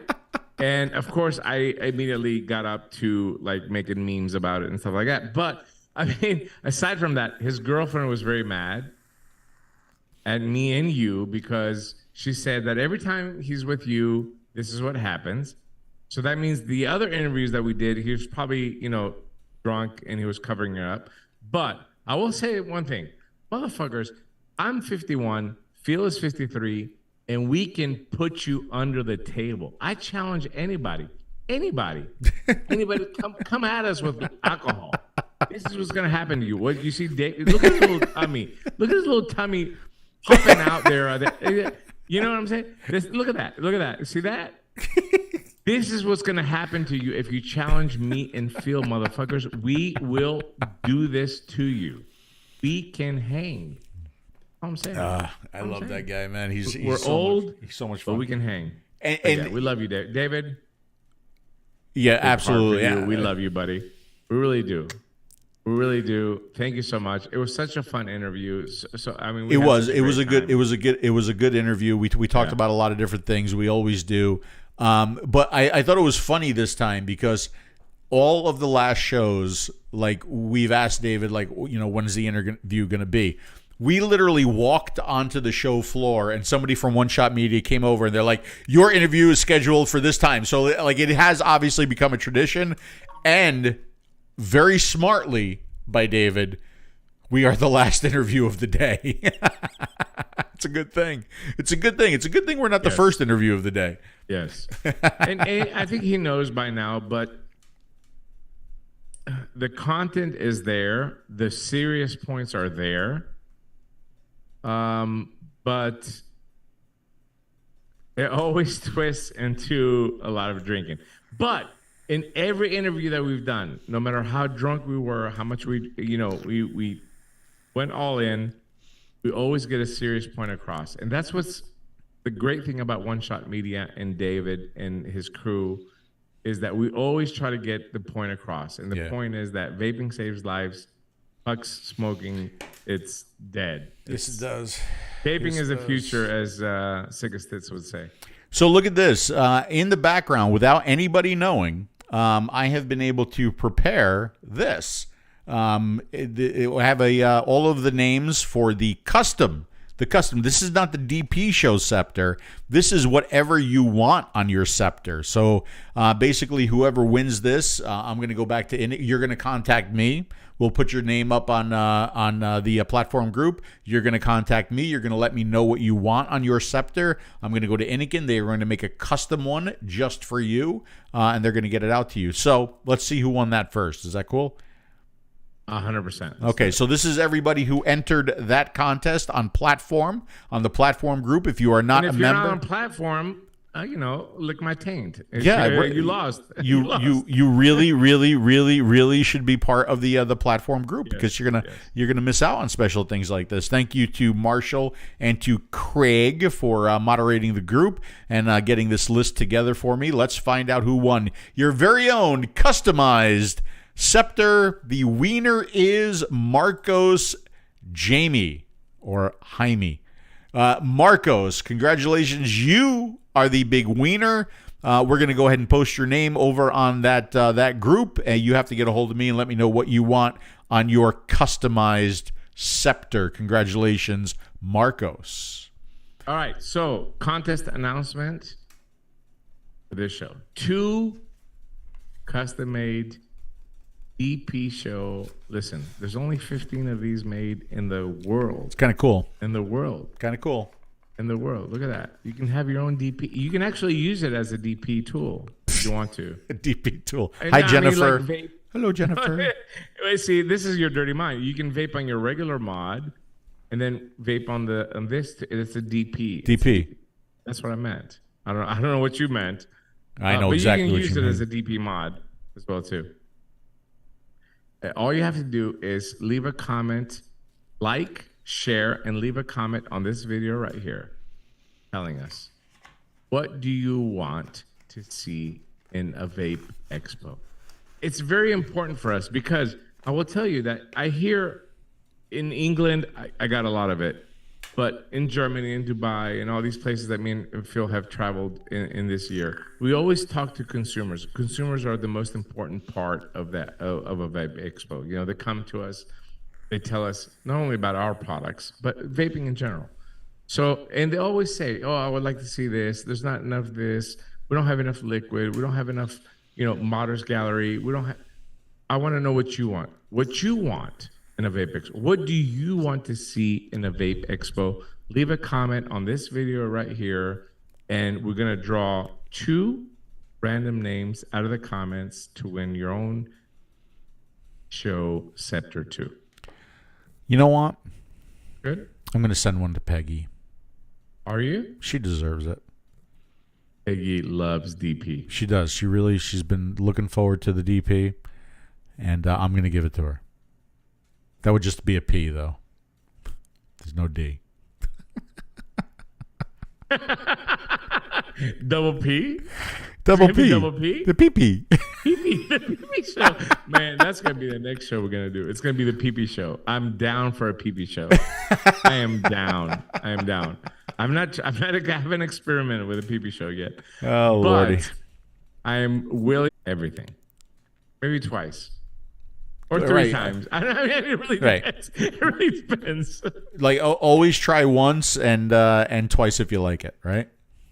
Yes. I think we covered it all, man. I think we did it like perfectly in 2 hours too. 100%. 100%. --vapes.eu for watermelon peach in everywhere except North America. Vape Cats. If you want to get some delicious watermelon peach in the US, Vape Cats. And don't forget, you can also get the watermelon peach on ice if you're into the ice thing, right? I know doing very well. I hate to admit it, but it's doing very well. I know you hate to admit it, but that's okay. That's okay. Doing very well. It's okay. Doing very well. And that's it. That's all I had. Oh, by the way, if you don't have a slide top, you're missing out. You should have very one. well.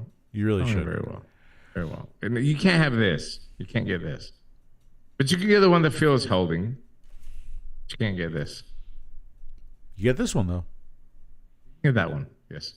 A lot of great colors, including purple. I like it. It's got a really nice solid feel to it. The vape is fantastic on it. Although, I wished that they came with longer mouthpieces. I'm a long mouthpiece kind of guy. I got you to that. Admit it. You did. You did. And I really wished because that I'm longer than you. If you would give me the goddamn contact name for this. I don't know. I know you don't. You don't know who it is. I don't. Yeah, what about your? What do you want to do? I don't know. Can't you get a hold of him through the coil guy that you know? No. Fucking sort of. This is too much fucking work. You used to be such a good resource for information, and you're just getting older, and now you're getting like me. Ian Thomas, --vapes.eu. You can get noob liquid as well too. --vapes.eu. We will deliver to the UK, buddy. Everything. DHL 1 or 2 days is going to be there in the UK. Noob e-liquids. The proxy is a cookie. I don't know. In Greece, there used to be, when I was growing up, they had these sugar cookies in a metal round tin container. Yeah. And my mom, would buy one of these like at Christmas. It was like sugar cookies. We eat the cookies. And then they used that container to put like thread and needle inside. It was like that cookie is proxy from New E-Liquids. It's really delicious. That good, so good. So good. Why don't I have that? I'll bring you some. Why didn't you send me some? Why didn't you give me some of that? In a couple of weeks when I come to the States, I can't send it to you. I want 12. You got 12 milligram? You got that? Of course I have 12. Freebase 12 milligram? 18, anything you want. Anything you want. That sounds I'll bring tasty. you some. Sounds tasty and delicious. Yes. All right. So listen, Marcos, congratulations. Your name is going to be over on the platform group. Make sure you get a hold of me. That's it. Fuck you, Greg. Call me drunk. And I've been drinking all night, buddy. You're slurring, man. I love it. What did you do? I drank all night and still did the show. What did you do? You just commented. That's all you did. I'm going to call Vic right now. And I'm going to say, Greg, all he did was just type. Oh, is it drunken Greek? I did a 2-hour show. I drank a bottle of Johnny Walker Black. Usually I'm the one that's slurring by now, but it's nice to see you a little bit mushy. Oh, shit. Go to bed. That's late for you now. You have to go to bed. I'm gonna go see. I'm gonna go see my friend's Halloween lights. He's got one of those crazy light shows on his house. You saw it last year. Sounds like a lot of fun. Whatever. Go fuck yourself. Whatever. For old people, it sounds like I had a lot new. of fun. Shut up. I got new batteries in my golf cart. I could drive for hours. Oh wow, now. that sounds like a lot of fun. Yep, it is. It's a lot of fun. Exciting. So exciting. Okay, we have said it all. Thank you, as always, you guys. Thank you for supporting us. And you know what? It wouldn't hurt. It wouldn't hurt if you went to your local shop and said, "Hey, you should have platform. You should help out Phil and Dimitri. You should. You should have this stuff. You should carry it because Z-Coils, man. Z-Coils. Look, you think about it. This is like one of the first Zenith tanks right there. How many years ago was that? How many years ago? 6. Okay, to this. right? Yeah. Still, Z coils, you can still get them. They're still fantastic, and they will be out there for a long time, if not forever. Forever. Yes. Forever. I'd love to see it forever. It would be forever. Look, would be good for us. my kids would be like, oh, you know the Z coil? Yeah, my dad did this. You know, when they're 80. When they're you're going to be very long gone when they're 80.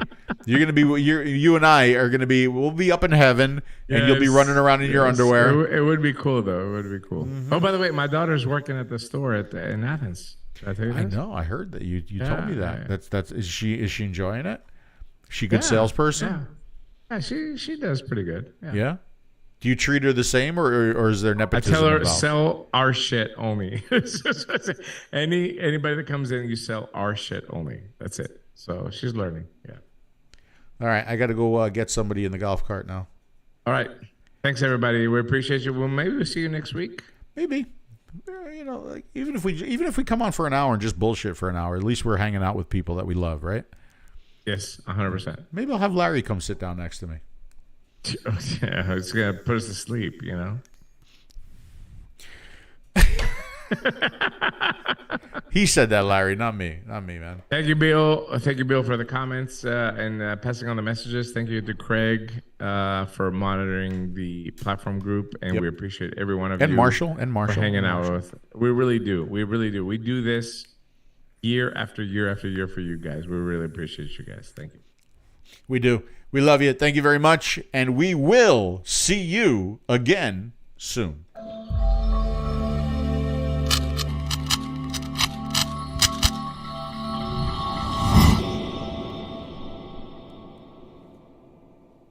And don't forget to go check out Scott's show now. Scott. He's a good guy. 100%. Scott Taylor. 𝗏𝗵𝗶𝗍𝒑. 𝗏𝗏𝒑𝒏𝒍𝒑. Go check out the show. He was very concerned with me during the hurricane. So go check out Scott's show now. Okay, bye.